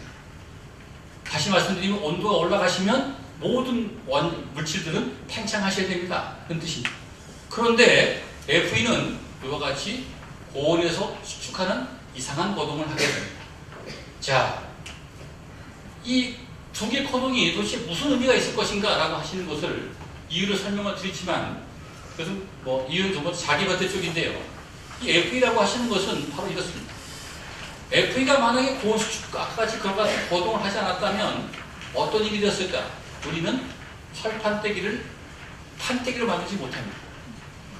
이 모든 금속에 가공하는 기술 중에 열간, 약 1000도까지 가열해서 넓게 만든 다음에 다시 온도를 내려서 제품을 쓰는 열간 아변이라고 하는 용어를 쓰고 있는 게 딱 하나입니다. 바로 천입니다. 카파 이런 것도 전부 다 냉간 아변만 하면 다 나오는 것이죠. 이 복잡한 거동을 이용하시게 되면 바로 열천이라고 하는 것이 가능하고 합금하는 것 중에서 우리가 거의 모든 소재를 다 만들어낼 수 있습니다. 자, 하나 예를 해볼게요. 우리가 여러분께서 아까 대사관에서 하실 때에 간조를 때리죠. 햄머링을 딱 때리면 쇠가 맞는 부위가 수축하게 되고 좌우분이 늘어나게 됩니다. 역학적으로 그렇게 되겠죠? 자, 그 맞게 되시면 어떤 일이 벌어졌을까 궁금하지 않으십니까? 그죠? 온도를 만약에 그 910도보다 높은 온도에 두셨다고 하면 얘는 막 늘어나게 되고요. 그거보다 낮은 온도에 때리시게 되면 안 늘어나게 됩니다. 그런 다음에 여러분들께서 칙 하고 물에다가 담그죠. 담그시게 되면 여러분은 딱딱한 철이 나오게 되고 그 철이 우리가 마르테사이트라고 하는 강력한 철이 됩니다. 근데 이 부분을 천천히 시키시게 되면 아주 소프트해집니다. 그러니까 우리가 이 검을 만드시는 분들이 뭐 3인검 그래가지고 무슨 날에 하여튼 새벽 4시에 옷 목욕 제기하고 심산에 들어가서 뭐 이렇게 이거 하는 건 다 뭐냐 하면 그 두들겨서 가열을 해서 그 시커먼 밤에 쇠를 봐야 온도를 정확하게 알 수 있다는 뜻입니다. 보시고 물이 차갑기 때문에 착하고 시해야지 쇠가 단단해진다는 거거든요. 이게 3인검의 비밀입니다. 물론 이걸 이제 도포자락 휘날리면서 하시게 되면 이제 굉장히 아주 미스테리해지긴 하지만 논리적으로 말씀을 드리면 내가 얼마만한 온도에서 얼마만한 빠른 속도로 냉각을 시킬 거냐에 따라서 여러분이 원하시는 소재를 다 만들어낼 수 있다라고 합니다. 그것이 알파이자 오메가입니다. 지금 포스코가 아주 장대한 설명을 하고 있긴 하지만 아까 대장간이 보이셨던 그 그림을 자동화했고 크게 만들었고 망치를 롤러로 만들었고 가열로를 자동으로 한 것뿐입니다. 나머지는 그 비밀을 잘 이해하면 우리는 이와 같은 모든 철들을 다 자유롭게 만들어낼 수 있는 비밀을 알게 됩니다. 자, 한번 우리 보시죠. 이것은 인도 델리에 있는 필라라고 하는 기둥인데요. 상온의 기둥입니다. 이게 쇠로 만들어졌습니다. 대략 한 1300년 전에 만들어진 쇠인데 한번 보시면 놀랍습니다. 통입니다. 그 당시 용접이 있었던 것도 아니고요. 주저로 떠서 만든 거고요. 지금도 녹이 안 쓸고 새까만 철이 만들게 됩니다. 이 인도의 유명한 철은 바로 다마스커스에 수출하게 되죠. 그러면 다마스커스에 수출한 철들은 모두 다 이와 같은 철로 아까 단조, 냉각 가공을 통해서 이와 같이 아름다운 무늬가 있는 다마스커스 칼이 됩니다. 여러분께서 지금 못 가시지만 시리아라든가 이런 데 가시게 되면 그 성이 남자가 되면 아버지가 아들한테 칼 하나 선물합니다. 너는 어린이 됐으니까 칼을 줄 것이다. 그 칼은 여러 가지 의미가 있지만 그 칼을 보시게 되면 이렇게 아름다운 무늬가 있게 됩니다. 이 까맣게 보이시는 물결 무늬가 바로 요즘에 우리가 얘기하고 있는 나노 탄소 튜브입니다. 이미 1300년 전에 우리는 이 카본을 철중에서 CNT를 확인하는 방법을 알게 된 것이죠. 문제는요, 그때 이미 인도철과 여기 있는 중동이 벌써 쇠를 거래하기 시작했다는 겁니다. 이 비즈니스가 해양 스틸 로드가 존재했다는 것이죠. 엄청난 양의 비즈니스가 존재하게 됩니다. 자, 이 두 개의 검은 유명한 1100년에 나오시는 사자왕 리차드와 그 다음에 이 아랍의 술탄이었던 사람 간의 회동이 장면에 나오게 됩니다. 두 사람은 서로 십자가 전쟁을 할 때 서로 휴전을 하기 위해서 만나는 장면이 있게 되죠. 그때 사자왕이 자기의 위력을 보여주기 위해서 이 큰 칼을 뽑아서 철봉을 놓고 꽉 때립니다. 광이 딱 부러졌죠. 내 힘이 이런 사람이야 라고 하는 겁니다. 이때 술탄이 보여준 것은 짜식하면서 비단을 던지고 칼로 싹 뺐습니다. 비단이 잘린 거죠. 그것이 바로 이 다마스커스 칼입니다. 다시 말씀드리면 너는 힘으로 하지만 나는 이런 거야 라고 하는 겁니다. 그래서 협상이 끝납니다. 그래서 리차드 왕은 돌아가게 되고 물론 나중에 엄청 고생합니다.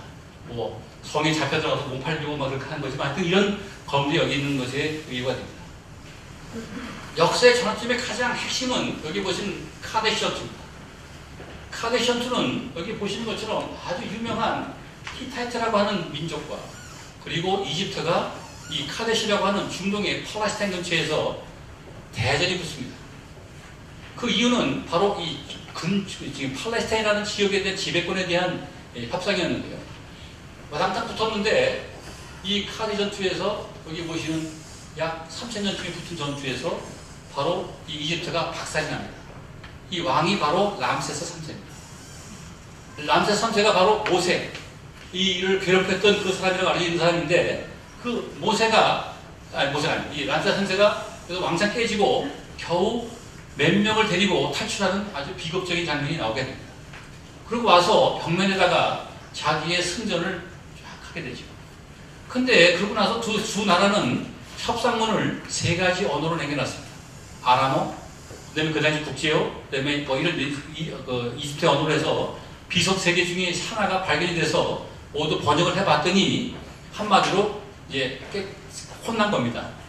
근데 이 전투가 왜 제가 말씀을 드리시냐 하면 이 카데 전투는 바로 청동기였던 이집트였고 철기 문화였던 히타이트가 최초로 정식 교전을 했던 유명한 전투입니다. 자, 이때 전투 장면을 보시게 되면 물론 뭐 보동도 있지만 얘들은 3인승을 했고요. 얘들은 2인승을 했습니다. 이때 이 샤프트, 그러니까 바퀴 2개를 연결하는 샤프트가 쇠로 했고요. 얘들은 나무로 했다는 겁니다. 자, 어떤 일이 벌어졌냐 하면 말이 달리게 되고요. 달리셨을 때에 탈 수 있는 사람이 2명 이상이 되시면 샤프트가 풀어집니다. 근데 스틸 샤프트는 잘 겹쳐서 3명이 타게 되고 한 사람이 마차를 몰고 2사람이 활을 쐈다는 겁니다. 이 약간의 이 차이가 카디 전투의 운명을 가르게 됩니다. 두 번째는 여기 보시는 이 같은 걸 통해서 이 가난에서 모두 다 철수하게 되는 가장 비극적인 장면이 이 카디 전투입니다. 여기서 궁금하신 분은 한번 카디 전투를 한번 읽어보시면 되게 재밌는 역사적인 관점입니다. 두 번째는 베어그라 전투입니다. 이 베어그라 전투는 여기 보시면 약 450년 전에 로마를 박살냈던 이 사람들이었죠. 이 사람이 바로 아틸다라고 하는 아주 귀신 같은 이 훈족 사람이 쳐들어와서 아주 그냥 헝거리고 뭐고 다 박살내고 하는 건 장면입니다. 그때 장면이 뭐냐 하면 여기 보시는 이 2사람의 자세입니다. 그때 로마군으로 이루어지는 사람들은 말을 타시지만 등자가 없습니다. 등자라는 이 발판 같은 것이죠. 없고 모두 다 타시게 되면 허벅지로 말을 꽉 조이지 않으면 떨어지는 것이죠. 결과적으로 뭐냐 하면 로마 병사들은 창기방밖에 못하는 겁니다. 왜? 한 손을 꼭 잡고 있어야 되니까요. 그런데 2손을 모두 자유롭게 했던 것이 바로 여기 보이시는 등자입니다. 이것이 바로 두 손을 자유롭게 함으로써 화살이라는 것을 하시게 되고 이격파, 적에 대한 타격을 이격함으로써 굉장히 강력한 기동력을 갖게 되는 겁니다. 이것이 바로 로마의 멸망의 하나의 원인이기도 합니다. 세 번째 전투 장면은 여기 보시는 이 무적함대 격파입니다. 넬슨 제독의 전투죠. 이 전투는 여러 가지 그 시한적인 묘한 적도 있지만 가장 큰 점은 바로 영국군과 스페인군 간의 거리입니다. 이 거리였는데 얘들은 철제 칼리브레인포라고 하고 여기는 동제 사석포를 했습니다. 무슨 뜻이냐면 스페인 애들은 대포에 마디가 약해서 큰 압축력을 얻을 수 없었기 때문에 가벼운 돌로 된 포탄을 썼다는 겁니다. 반면에 영국은 쇠로 만든 대포 포신이어서 여기 있는 쇠알을 썼던 것이죠. 다시 말씀드리면 거리상에서 굉장한 차이가 났다는 겁니다. 다시 말씀드리면 너는 쏘고 나는 못 쏘는 거죠. 이게 바로 무적함대가 박살나게 되는 이유 중에 하나입니다. 가장 큰 이유 중에 하나라고 이해할 수 있습니다. 마지막 전투는 남북전쟁입니다. 남북전쟁은 굉장히 참혹한 전투입니다.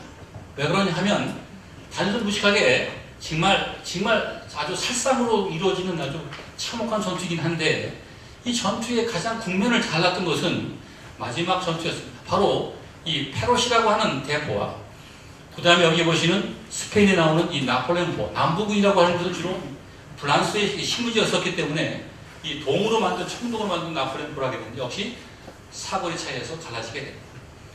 이 중요한 이 역사적인 장면에서 우리는 항상 철기가 우세한 분이라는 것을 알 수 있게 됩니다. 자, 예술입니다. 여러분이 보시는 청자, 흑자, 적자, 백자 세 가지 네 개의 색깔이 있는 도자기가 답니다. 다른 색깔 보신 적 있으신가요? 자, 이 색깔은 어떻게 만드시냐 하면 바로 이 오병토 안에 있는 이 철분의 철에 있는 산화 상태를 중간적인 것, 여기는 아주 많이 산화시킨 것, 까맣게 마그네트 때까지 산화시킨 것, 여기는 철분량을 조그만 것, 여기 오시게 된 백자가 되면 고령토 안에 철분이 하나도 없는 것, 이런 게 우리는 인진왜란 이후에 우리나라에서 청자가 사라집니다. 아주 슬픈 이야기가 있죠. 인진왜란 때 이후로 우리나라는 모두 다 도자기가 백자로 바뀝니다. 왜 그랬을까요? 바로 이 채색을 할 수 있는 철분을 고령토 안의 철분의 양과 철분의 산화 상태를 마음껏 조절할 수 있도록 도공이 다 어디 갔겠습니까? 다 휴지로 갔습니다. 가면서 우리는 더 이상 채색이라고 하는 도자기를 얻을 수가 없습니다.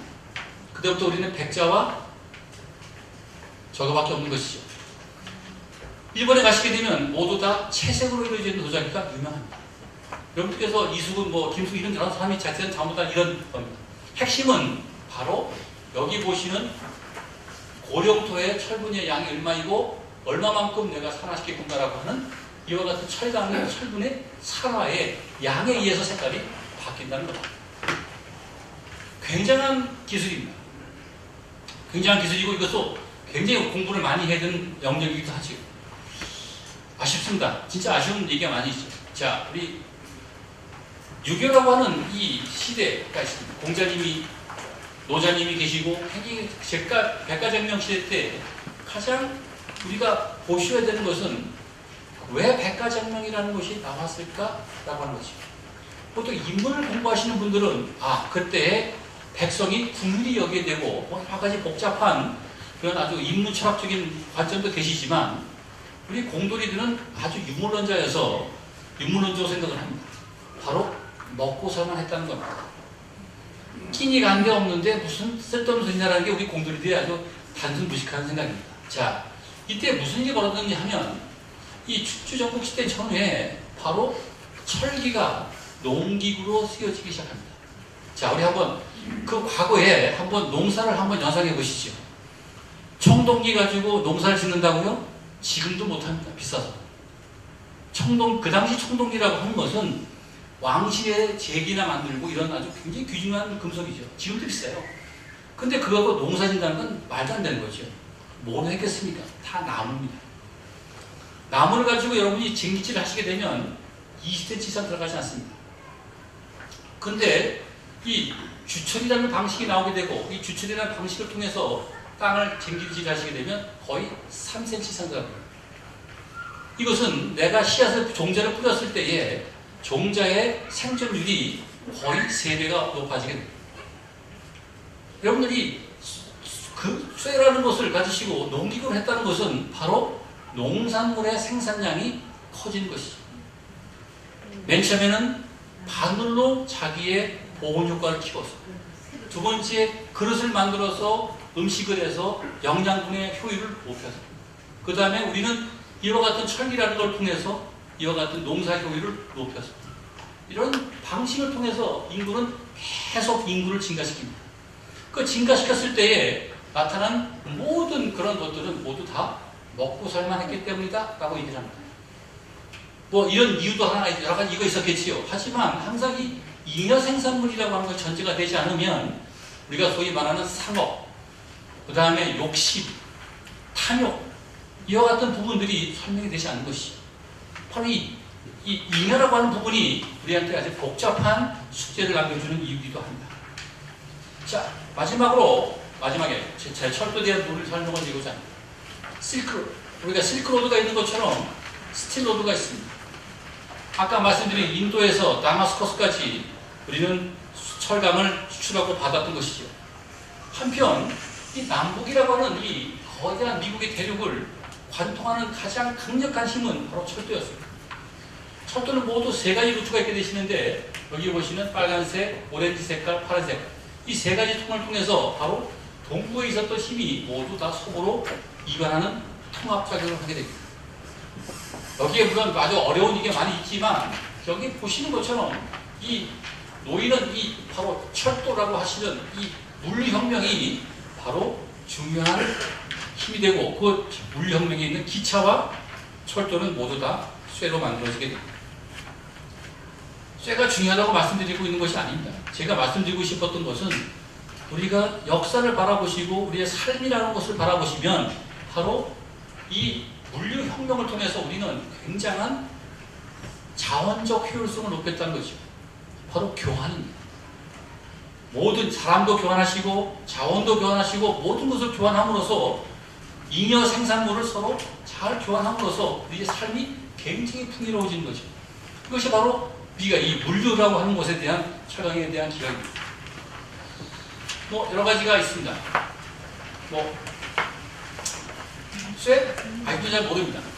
현재 이 쇠라고 하는 것에 대해서 우리가 얼만큼 사용하고 있는가라는 것을 냉정하게 살펴보면 이렇습니다. 쇠, 금속이라고 하는 철이 구현할 수 있는 이론적 강도가 지금의 약 3배입니다. 아직 우리는 30%밖에 쓰고 있지 않은 것이죠. 아직도 우리는 더 많은 것을 할 수가 있다고 생각을 합니다. 자, 그럼 다른 금속은 하고 이런 생각을 하시겠지요. 안 될 것 같습니다. 그 이유는 지구상의 부존량이 너무 적습니다. 여러분이 쓰시는 알루미늄, 마그네슘 대단히 비싼 금속들이고요. 대부분 여러분이 쓰시는 것 중에 시멘트를 제외하고 나면 거의 모든 것이 다 철이라고 보시면 됩니다. 한번 여러분께서 가셔서 주변에서 철을 다 빼보십시오. 빼보시면 피아노도 소리가 안 나지요. 피아노 와이어가 없습니다. 여기 앉아 계시는 의자는 당연히 없고요. 거물도 없고 아무것도 없습니다. 이 보이지 않는 곳에서 우리의 삶이 함께 가는 것이 가장 중요한 핵심이고요. 아직도 할 일이 밑에 많이 있다 이렇게 말씀드리고 싶습니다. 자, 다음 넘어가겠습니다. 자, 우리 또 한번 고민을 좀 같이 하셔야 될 것 같습니다. 여기 보시는 그림은 이렇습니다. 앞으로 우리가 무엇을 고민을 해야 되는지, 쇠쟁이이긴 하지만 비록 철강을 공부하고 있는 사람이긴 하지만 여기 계시는 모든 분들은 철강에 대해서 너무 많이 아실 필요가 없습니다. 너무 많이 아시면 제가 할 게 없기 때문에 안 되고요. 그건 제가 알아서 할 테니까 그냥 저한테 숙제만 주시고 그냥 프로젝트를 주시면 되는데 여기 있는 이 이야기들은 조금 우리가 함께 고민을 해야 되는 부분인 것 같습니다. 그것이 바로 계명대학이라고 하는 대학, 연세대학교라는 대학, 우리 다음 세대를 기르는 우리 입장에서는 그 친구들한테 과거의 문제를 자꾸 강요하시면 안 될 것 같습니다. 미래의 문제, 미래가 우리한테 다가올 수 있는 숙제가 무엇인지 이런 것을 애들한테 줘야 되는 것입니다. 답은 줄 수 없을 것 같습니다. 그건 걔들의 몫이죠. 우리는 문제를 주고 문제를 푸는 것은 그 친구들의 그는 당연히 해야 될 몫이고 그 몫을 다하지 못하면 그 친구들은 망해야 되는 겁니다. 그것이 아주 자연스러운 현상이라고 생각을 합니다. 물론 긍휼이라고 하는 기독교 정신이 있긴 하지만 우리는 교육이라고 하는 것은 못한 놈을 잘하게 만드는 것도 있지만 잘하는 자를 골라내는 것도 교육이라고 생각합니다. 자, 그런 의미에서 보시면 여러분들에게 가장 앞으로 큰 이슈는 여기 보이시는 이 대여섯 가지가 될 것 같습니다.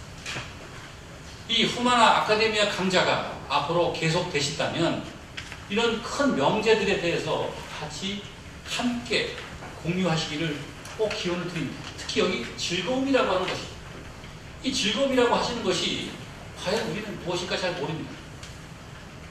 마약, 도박 이런 문제, 중독성, 게임이라고 하는 중독, 여러 가지 그런 것들이 뭐 섹스라든가 여러 가지 이런 그런 것들이 과연 그 본질을 제대로 이해하지 못하면 우리는 인간을 잘못 쾌락주의로 이끌어갈 수 있는 가장 위험한 요소가 존재하게 되는 것이죠. 여기 보시는 인간의 뇌, 또 고령화의 문제. 고령화 문제라고 하시는 것은 나이가, 생물학적 나이가 높아지는 게 문제가 아닙니다. 바로 멘탈이라고 하는 나이가 있죠. 멘탈 에이지라고 하는 것이 있어서 정신적인 나이가 얼마냐라고 하는 것이 굉장히 중요합니다. 그 이유는 앞으로 육체적인 약점은 우리가 로봇이라든가 여러 가지 방식을 통해서 얼마든지 그 부분을 저희가 보완할 수 있을 것 같습니다. 다만 여기가 무너지시면 그 약이 없다. 이때 우리가 어떻게 할 것인가라고 하는 것, 물의 문제, 이런 여러 가지 문제들이 바로 우리가 앞으로 우리 여기 모두 이 후마나 아카데미아라고 하시는 이 소사이어티가 계명대학이라고 하든 대구에 있는 많은 분들을 이끌어 가실 때 하신다면 우리는 애들한테 돈을 주는 것도 아니고 답을 주는 것도 아니고 바로 숙제를 줘야 돼. 너 어떻게 풀래 이거? 라고 우리는 후세대에 물어봐야 될 것 같습니다. 뭐 여러 가지 있지요. 뭐 이런 것들입니다. 우리가 앞으로 해야 될 일은 사실 또 여전히 이 시공간의 문제를 어떻게 풀 것인가. 지금 여러분이 보시는 인공지능 여러 가지들은 전부 다 이 시간과 공간이 모두 다 합쳐지기 시작했습니다. 핸드폰 쓰셔서 모두 다 멀리 있는 사람에 있는 미국과 한국 그리고 시간과 모든 정보가 모두 다 뒤죽박죽이 되어가고 있는 것이지. 어떻게 이 문제를 더 풀 것인가. 보안과. 두 번째 우리는 이 CO2 문제 어떻게 풀 것인가. 여기 보시는 이와 같은 여러 가지 문제들을 우리가 해야 되는데 여기 보시는 것은 바로 풍속공학. 지금까지 우리 저 같은 사람들은 하나만 잘하면 먹고 살았어요. 지금 저는 무지 행복합니다. 나 요즘 애들 보면 나는 대학 입학 못할 것 같습니다. 그 수많은 과외를 어떻게 하겠습니까? 근데 정말 다행인데 앞으로 우리가 꼭 한번 이 계명대학에서 하셨으면 좋겠는 것은 여러 가지 전공을 다 하시는 것이라는 의미가 아니라 내가 공부를 잘하는 게 아니라 올바른 공부를 하는 겁니다. 효율성이라고 하는 것은 더 이상 중요하지 않습니다. 내가 하는 일이 옳으냐. 지금 그거에 대한 강력한 의문이 생기고 있는 것이죠. 끊임없이 우리가 인공지능을 만들어 가지만 인공지능의 아주 무차별적인 저항도 문제고 무차별적인 찬성도 문제가 되는 것이죠. 하지만 우리한테 필요한 것은 그것에 대한 새로운 판단 기준. 어떻게 이 부분을 내가 선형하게 쓸 것인가. 올바로 이해를 해서 어떻게 나의 삶의 구원을 얻을 것인가 라고 하는 애들의 생각에 올바른 생각을 갖게 하는 교육책. 이것이 굉장히 중요한 하나의 테마가 되지 않을까 생각하고 있습니다. 미친 생각입니다. 여기 보시는 것은 비누집. 써있는 것은 Made in Overseas. 이것은 쇠로 만든 비누입니다. 파냐고요? 팝니다. 어디서 파냐고요? 독일에서 팝니다. 여러분들 베를린이나 이런 데 가시게 되면 백화점에서 팝니다. 저것은 이런 숙제를 낸 겁니다. 야, 그 아름다운 자연을 여자들이 머리 감느라고 시내가가 다 작살이 났으니 샴푸라는 건 없어지지 않습니다. 굉장히 오래 가는 거고요. 그걸 어떻게 좀 해결할 수 있는 인계적 방법이 없겠냐라고 바로 독일에 있는 학부 3학년 이하 학생들한테 수습게 됐습니다. 상금이 800마르크. 하고 나서 3년 뒤에 바로 이 학생들이 여기 보이시는 이런 금속을 개발한 게 아니라 찾았습니다. 찾았다는 얘기는 있었다는 것은 원래 그죠? 다만 우리 같은 꼴통들은, 저 같은 꼴통들은 저걸 가지고 뭐 스테인레스 뭐 손잡이나 만들고 있었는데 이 젊은 친구들은 여기에 새로운 의미를 가한 거죠. 이게 바로 창의입니다. 없었던 물건을 만드는 것이 아니라 있었던 물건에 새로운 의미를 가하는 것. 이것이 우리 젊은 친구들에게 굉장히 필요합니다. 이것이 바로 여기 보시는 비누고 더 이상 비누는 화학 회사 것이 아닙니다. 제가 이것을 한 30개 사가지고요. 아실 선물을 했습니다. 바로 배낭주에다가 하나씩 달고 다니시라. 탁 폼다지 않습니까? 그죠? 다 물어본다면 이게 뭐냐고. 비누라고. 그래서 닦이냐고 닦입니다. 그래서 그걸 갖고 탁 닦으시면 폼도 나고 뭐 이런 장난도 했습니다. 또 뭐 재밌는 아이디어가 있고요. 두 번째 있는 것은 연꽃입니다. 그럼 연꽃을 잘 길러보시면 연꽃은 항상 먼지가 없습니다. 항상 깨끗하죠. 그 이유는 바로 이 연꽃이라고 하는 표면에 아주 가느다란 털이 있고 그 털 위에 물방울이 올라앉는 형태입니다. 그다음에 툭 치시면 물방울이 또로록 또로록 굴러서 모두 가운데 모이게 되죠. 그 다음에 온도가 올라가서 증발을 합니다. 이파리는 깨끗하죠. 왜 연꽃은 이래만 했을까? 바로 광합성을 잘하기 위해서는 먼지가 있으시면 햇빛의 양이 반을 주기 때문에 이것을 이용해서 셀프 클리닝, 자기 스스로 깨끗하게 만드는 것을 하죠. 어디에 필요하냐고요? 여러분들 창문 닦고 싶으십니까? 팔 아프시잖아요. 그죠? 100층짜리 빌딩 밖에 창문 어떻게 닦겠습니까? 그죠? 이런 자동차 표면이라든가 이런 것들을 모두 다 만들어서 이와 같은 것을 하시면 굉장히 좋은 아이디어가 있을 것 같습니다. 자, 이런 생각을 했지요. 동국대에 계신 일본대 교수하고 저하고 이런 생각을 했습니다. 어차피 남극에 빙하가 떨어져 나오니 너무 아깝다. 왜? 그 빙하는 최소한 30만 년 전에 만들어졌던 얼음덩어리입니다. 아주 좋은 얼음이죠. 얼음을 가져오자. 어디로? 한반도. 그래서 이 배로 밀고 옵니다. 뭐 하여튼 이 적도를 넘어서 오게 되면 얼마가 녹을까 계산한 겁니다. 약 18%가 녹습니다. 그런데 워낙 덩어리가 커서 양이 충분하죠. 이 얼음을 깹니다. 깨서 사우디아라비아 사막에다 뿌리죠. 계속 사막에다 뿌리면 땅이 식습니다. 거기다가 화초를 심어보자. 뭐 골프장을 만들어 이런 생각을 한 거죠. 재밌는 것은 이 아이디어를 막 하고 나니까 뉴욕에 있는 유명한 나이트클럽이 있습니다. 나이트클럽에 칵테일 한 잔이 87불짜리가 있어요. 약 10만 원이라고 보시면 됩니다. 이게 왜 이렇게 비싸냐 했더니 거기 있는 얼음이 바로 남극 얼음입니다. 그 미친 새끼들은 남극의 얼음을 빙하를 가서 얼음을 깨서 비행기에 실어서 와서 그 칵테일에 얼음 하나를 딱 띄워줍니다. 한마디 하죠. 이게 10만 년 전의 얼음이에요. 그 안에 작은 버블이 있는데 그 버블은 10만 년 전의 공기야. 얼마나 너는 귀중한 걸 마시고 있니? 라고 공갈을 친 겁니다. 이것도 새로운 의미의 창의입니다.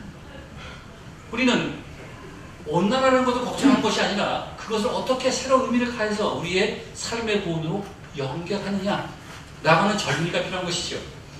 그것이 바로 이와 같은 것들입니다. 할 게 되게 많습니다.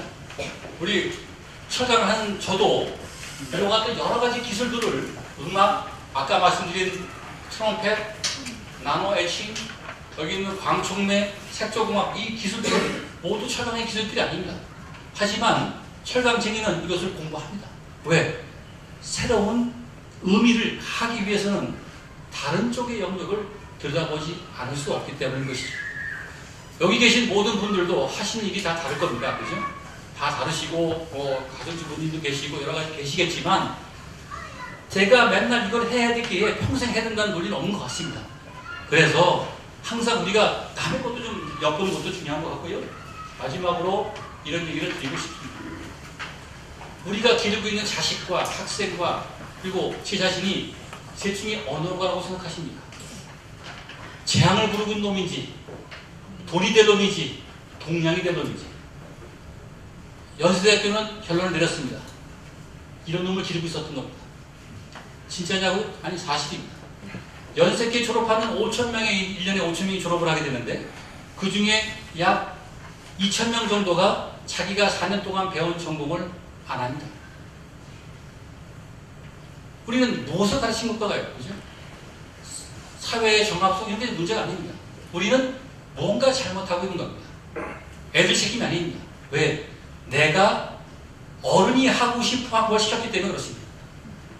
시대가 원하는 걸 해야 되는데 이것이 바로 우리가 가장 어려운 문제가 됩니다. 우리는 셋 중에 하나 고르셔야 될 것 같습니다. 어느 거 고르시겠습니까? 이런 사람, 이런 사람. 돈이 되는 사람, 뭐 좋은 의미죠. 자, 마지막입니다. 이 가미부지라는 것이 있습니다. 이것은 8개 나오는 그림. 감이라고 하는 것은 8개 나오는 그림이요. 이 감이라고 하는 것은 물구덩이라는 뜻입니다. 바로 이 모든 생각의 흐름이라고 하시는 것은 항상 흐르는 것이 아닙니다. 어딘가는 항상 시대에 따라서 어느 한 생각에, 경제적인 상황에, 사회적인 상황에 모든 것에 갇히게 되죠. 하지만 우리는 이 갇혀있는 기간을 잘 공부시켜서 공부를 열심히 하면 언젠가는 다시 흐를 겁니다. 이것이 바로 가미부지입니다. 우리나라 어렵고 다 어렵지만 젊은 친구들 잘 공부시키고 잘 하시게 되면 우리는 굉장히 좋은 하나의 이와 같은 좋은 100년의 세월을 다시 이겨낼 수 있을 것 같습니다. 그러기 위해서는 우리를 잘 알아야 되겠지요. 스스로를 잘 알아야 됩니다. 우리는 과연 우리 친구들을 어떻게 기르고 나는 어떻게 생각하고 내가 무엇을 해야 되는지에 대한 자기에 대한 현명함입니다. 그리고 그것을 가지고 마음을 열심히 공부하면 우리는 지혜롭게 되겠지요.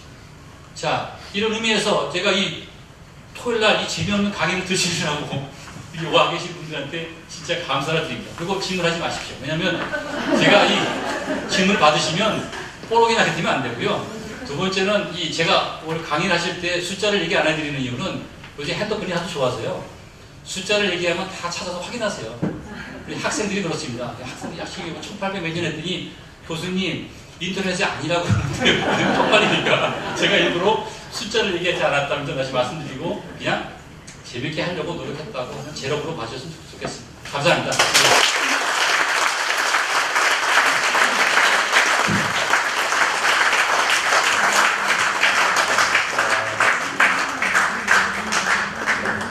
제가 오는 길에 오늘 참 봄의 유혹이 굉장히 강했습니다. 그래서 이 자리에 안 섰으면, 사흘 안 했으면 그 봄의 유혹 때문에 쇠 유혹 정도는 가볍게 물리쳤을 텐데 와서 오늘 들으니까 정말 쇠의 그 의미가 매력, 그 보편성, 더 나아가서 미스테리한 것까지 정말 굉장히 많은 걸 공부한 것 같습니다. 이 시간에 그래도 질문을 좀 하셔야 되겠죠. 좀 더 심화 학습하는 차원에서 많이는 안 받겠습니다. 또 저녁도 드셔야 되니까 한 몇 분은 받고 좀 심화 학습을 하도록 하겠습니다. 예.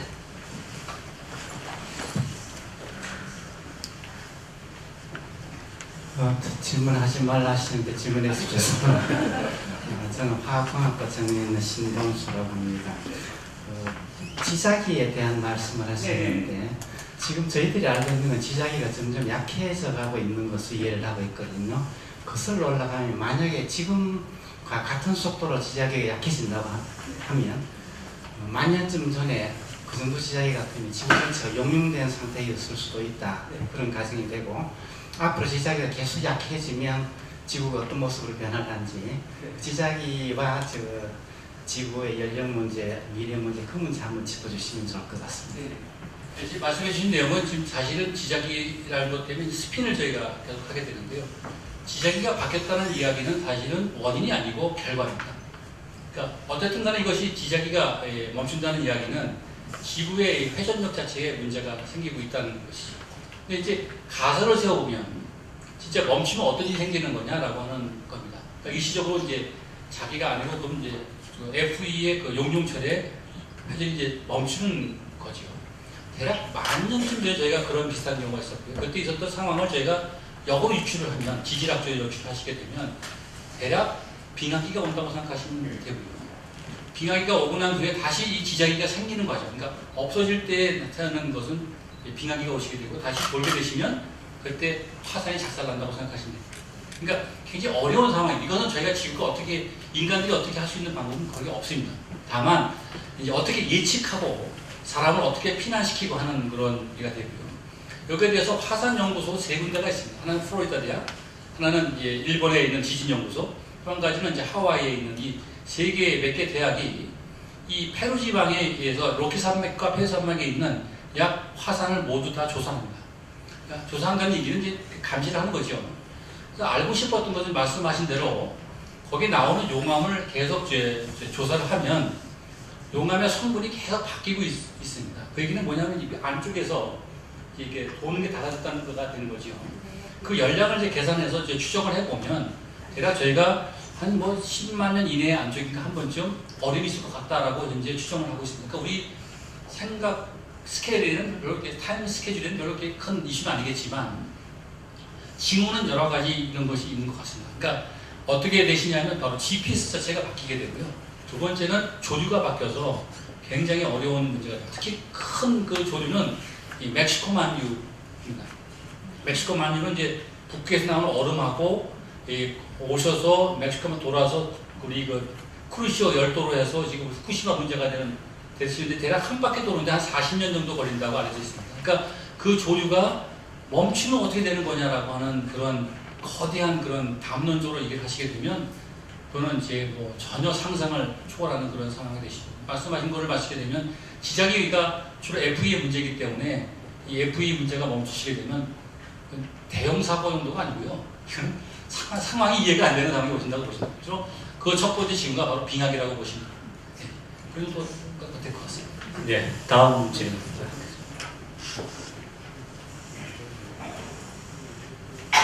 우리 그 조수장님 정말 감사합니다. 그런데 우리 제가 살고 있는 우리 대구 경북에서 영향도에서 그 풍미의 탄소 산업을 좀 발전시키고 그래서 탄소 산업이 뭐 철소나 질이 가볍고 그 강화하고 있는데 여기 토지 면에서 그 가능성이 어느 정도 되고 그렇게 할 경우에 중간 있는 것이 뭐를 받고 있습니다. 제가 심사를 했습니다. 예타 삭발도 제가 심사했고요. 제가 위원장을 했습니다. 그래서 조금 내용을 좀 알고 있고요. 보통 이제 탄소 산업 하시면 세 가지가 있게 됩니다. 하나는 이제 CNT, 그래핀, 그다음에 FRP, CRP 이렇게 세 가지 정도 소재가 있고요. 그러니까 주로 그래핀이나 이제 이쪽에 CNT는 주로 전자재료 쪽에서 주로 관심이 많이 있고요. 지금 말씀하시는 탄소 중에 하나는 이제 그 소위 수소 용기라든가 이런 그 용기 소재라든가 이런 걸 하죠. 주로 이제 지금 이제 가장 큰 핫 이슈는 뭐냐면 이런 겁니다. 경량화입니다. 경량화. 그러니까 모든 것을 가볍게 만들어야 되는 명제가 생겼으니까 철강한테 굉장히 안 좋은 얘기긴 한데 근데 이게 탄소 섬유를 하시게 되면 일단 파이버를 만드시는 롱 파이버 그러니까 흰 파이버를 만들어서 짜시는 아까 그 바늘 같은 거로 짜시는 그런 거를 하시는 방법 하나가 있고 또는 단섬유를 만들어서 니팅하는 방법이 있고요. 여러 가지 방법으로 용기를 만드시는 거죠. 아마 정부가 아마 기대하는 것은 경북 지방에 대구하고 구미 지방에 이 탄소 섬유를 이제 하셔서 아마 굉장히 큰 기대를 하시는 것 같습니다. 그 하나가 바로 이 수소 관련되어 있는 용기 소재하고 여러분들 쓰시는 이제 그 연료전지 이용에 들어가는 수소 용기가 필요하시거든요. 그러니까 간단하게 말씀드리면 저희가 전기자동차가 끝나고 나시면 그 다음 바디 전기자동차가 되시면 사실은 이 배터리가 굉장히 커져야 됩니다.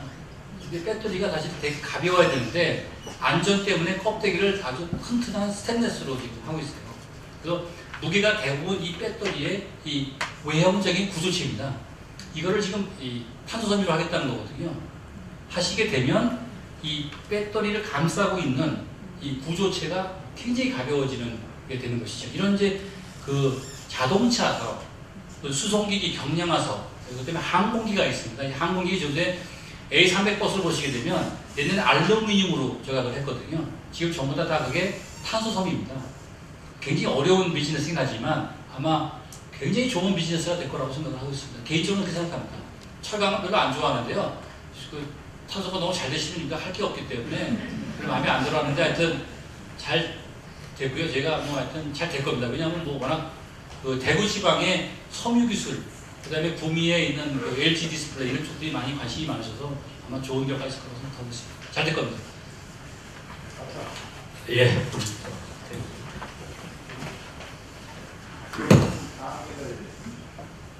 그러니까 좋기도 하고 겁도 납니다. 예.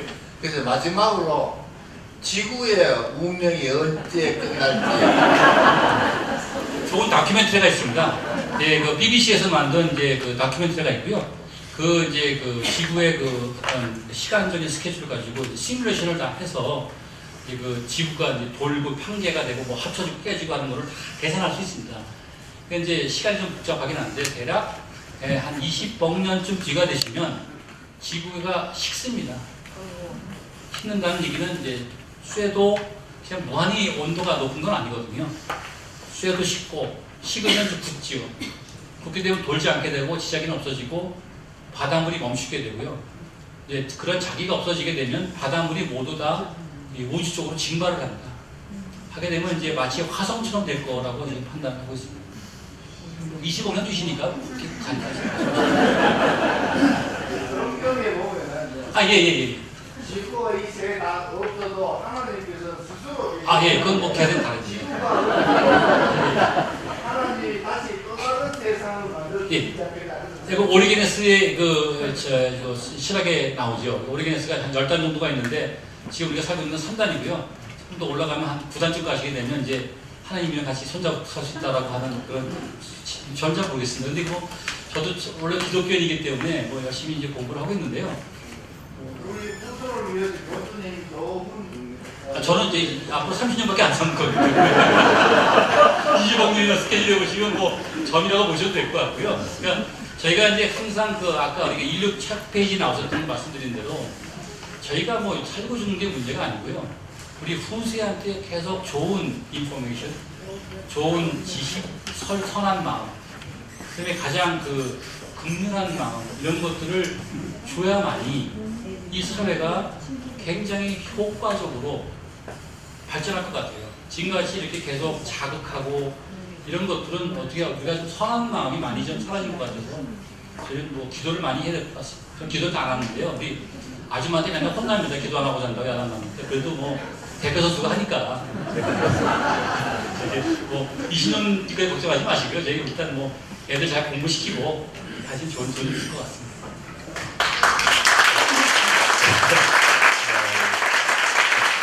질문도 많고 뭐 그런 많고 여기서 마치겠습니다. 한 번 더 박수 주시죠.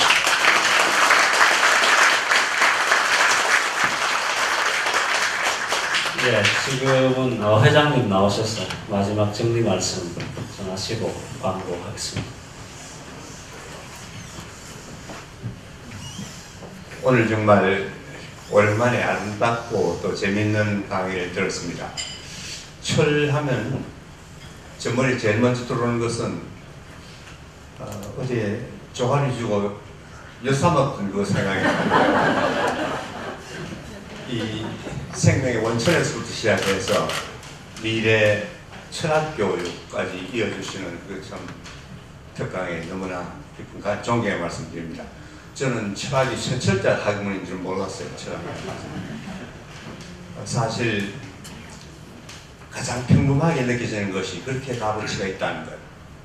간혹가다 느끼지만은 오늘처럼 이렇게 우리의 생의 근본이 된다는 것. 너무 새롭게 또 이렇게 생각하게 만들어주신 선생님께 감사한 말씀드립니다. 우리 모두 다 물질적인 쇠뿐만 아니라 조금 전에 언급하신 그런 여기에 있는 쇠까지 변하지 않고 튼튼하게 또 20억 년까지는 몰라도 한 19억 년 정도는 건강하게 잘 사시기 바라고 그래서 시간이 6시가 다 돼가서 다시 한번 깊은 감사, 복종의 말씀 드립니다. 감사합니다.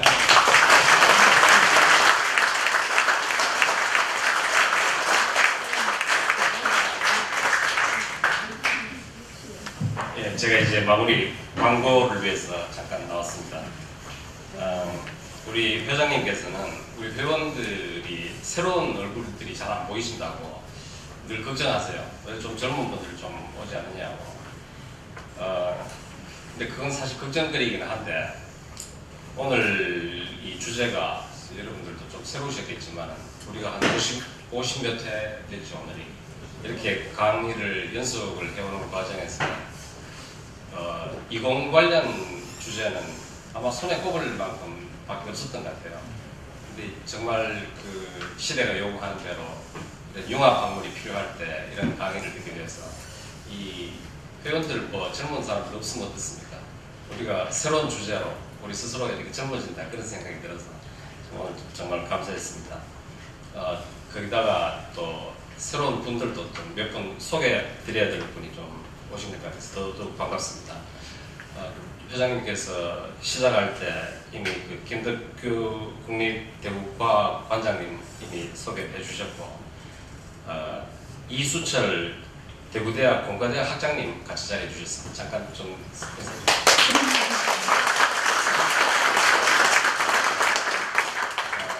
박규룡 선생님 와 계십니까?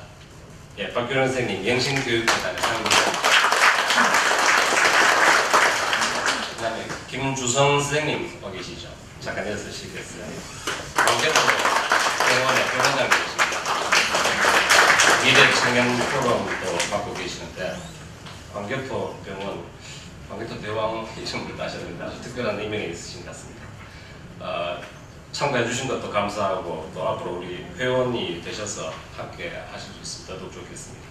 혹 제가 인사를 못 드린 분들은 제가 미리 만나 뵙지는 못해서 그랬는데 마친 후에 저희들이 늘 하듯이 저 교수 식당에 가서 식사를 하겠습니다. 그때 서로 또 인사 나눌 수 있는 시간 되시길 바라고 오늘 또 진행하느라고 수고한 우리 이경규 선생님 한 박수 한번 해주십시오.